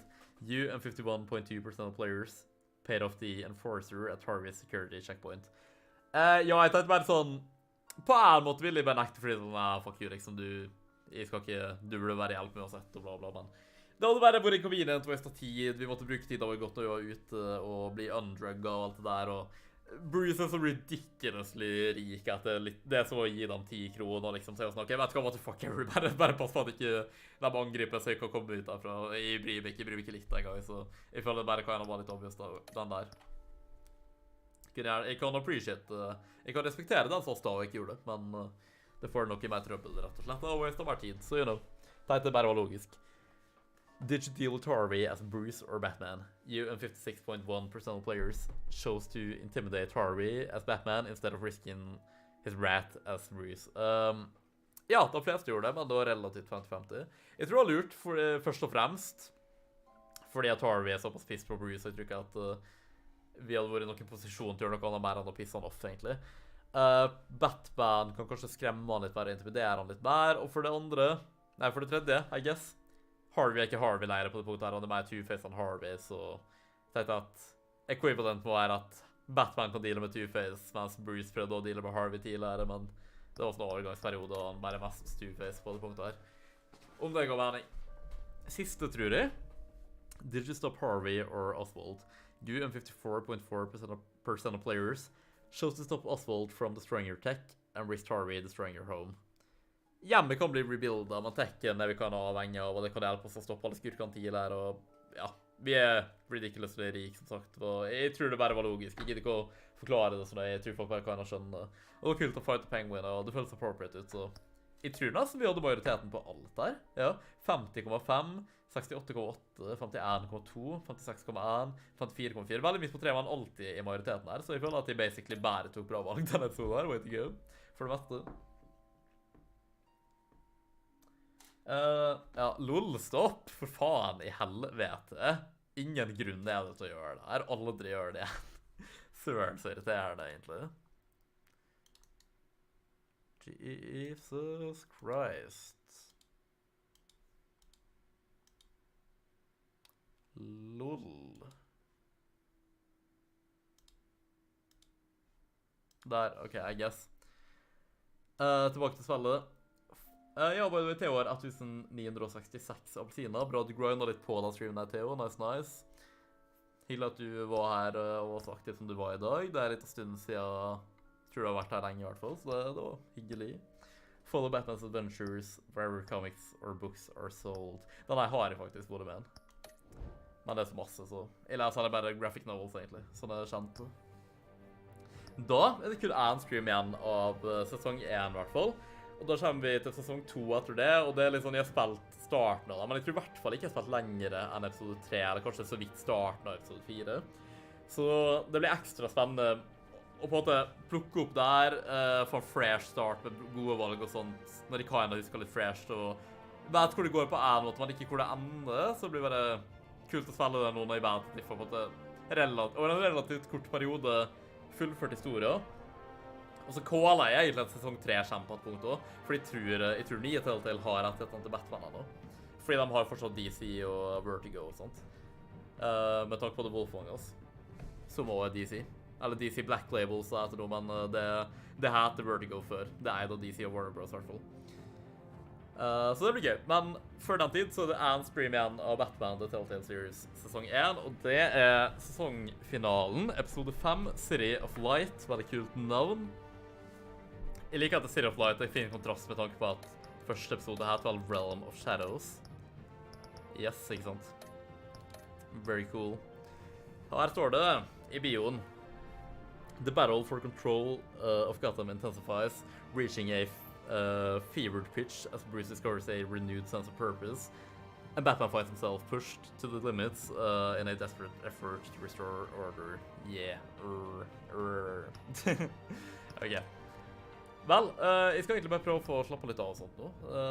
Streamen i beregnet sånn 12 på det meste, liksom, forhåpentligvis ikke lenger enn det, så jeg er glad at vi er ferdig nå. Så da skal jeg bare prøve å få slappe litt faen av, egentlig, før jeg legger meg, og så jobber i morgen. Planen er stream i morgen, men for å være helt ærlig så føler jeg at det fungerer ikke så bra med stream-schedule akkurat nå. For å være helt ærlig, sånn, tingen er at jeg vil ikke ta en pause fra streaming akkurat nå, sånn jeg vil, men jeg vil ikke. Jeg er litt for utslitt for det, jeg føler det er litt stress akkurat nå, så det er artig når jeg først sitter og gjør det, men det er stressende å planlegge det, og finne tid til det, rett og slett. Det skulle vært mer timer i døgnet. Det er en del spennende ting som skjer i livet mitt akkurat nå, som er bra ting også, liksom, som jeg vil fokusere på. Ideally så skulle jeg bare tatt en pause fra streaming helt jeg kan og føle for å gjøre det enn og kun gjort video. Jeg føler det hadde vært veldig chill akkurat nå, kun video og podcast. Jeg ville kinda egentlig likt det personlig for å være helt ærlig, men samtidig så er det bare veldig inconvenient å ta en pause nå. Sånn, i stream er ikke bare sånne random streams der de har Warzone og sånne online-spill, liksom. I stream er jo Let's Play-serier, ikke sant? Så det blir så teit å bare stoppe midt i, og jeg gleder meg jo veldig til å streame ting som er rett rundt hjørnet og sånn, så... Men kanskje en liten pause i år en gang, når jeg føler at jeg i hvert fall har streamet om ting jeg planer å gjøre sånn i nær fremtid. Jeg vet ikke. Jeg føler at det blir litt teit å ta en pause, det er sånn jeg vil gjøre det, men det er så inconvenient at det er ikke verdt det gå ennå, akkurat nå. I don't know, vi får se, det kan ha at det bare kommer tilbake uansett. Og vi skal jo gjøre Minecraft snart og sånne ting også, liksom, så det bare, ja, vi får se. Men, tusen takk for at dere så på. Trykk abonner, bli med i Winther Armeen i dag. Så snakkes vi i neste stream eller video. Planen er i hvert fall stream i morgen. Da blir det vel... på en måte, fuck it. Jeg mener, med mindre det blir Minecraft som kanskje kan skje, men det vet jeg virkelig ikke da. Så kanskje jeg bare skal fuckings fullføre sesong 1 av Telltale Batman, fordi... Ja, fordi vi heller ikke på med noe annet nå. Ja, fordi jeg ble ferdig med Miles Morales, ikke sant, så da er det jo egentlig av faste serier, liksom. Så er det jo egentlig bare Telltale Batman og Crash hjelper med nå. Kunne veldig gjerne tenkt å runde Crash, så jeg kan gå videre til Uncharted, og så tror jeg det blir Star Wars. Det gleder jeg meg i hvert fall til. Det blir gøy, det blir gøy. Men Crash bare gidder ikke å høre på en ukedag. Det skjer ikke, og jeg spiller det lenge nok til at jeg tror jeg tåler ikke mer enn maks 2 streams, så jeg vil bare prøve å grinde i hvert fall ferdig verden ned på do. Og så den siste, som burde være siste, jeg tror det er. Jeg vet ikke, 2 streams til beregnet på Crash, men det gidder jeg kun å høre på helga, så det blir fortsatt en liten stund til. I Rage også var det siste at jeg tror jeg trenger litt tid til å coole med den på. Nå i helga blir det i hvert fall ikke stream for at jeg skal til Sverige. Kanskje på lørdag eller søndag, jeg vet ikke helt når jeg er tilbake. Og så spørs noen der på møte akkurat nå, sånn kanskje fordi det var telefon den helga og sånt, jeg vet ikke, vi får se. Nei, jeg var bare se litt om, I don't know. Jeg kan ikke lov å streame på, det blir i hvert fall ikke på fredag. Men det blir sikkert stream i morgen. Så har jeg en vlogg som kommer ut på slutten av uka, forhåpentligvis i hvert fall. Selve flyttevloggen. Når den er lagt ut, det er egentlig catch up i real time, så da kan jeg begynne å liksom lage vloggserien som er litt nyere på en måte. Ja, nå var det ramla jeg her, men anyway, takk for at dere så på. Vi snakkes probably i morgen. Yes, ha det bra. Vent, hvorfor er ikke streamdeck-appen min oppe? Lol. Ja, yes, ha det bra.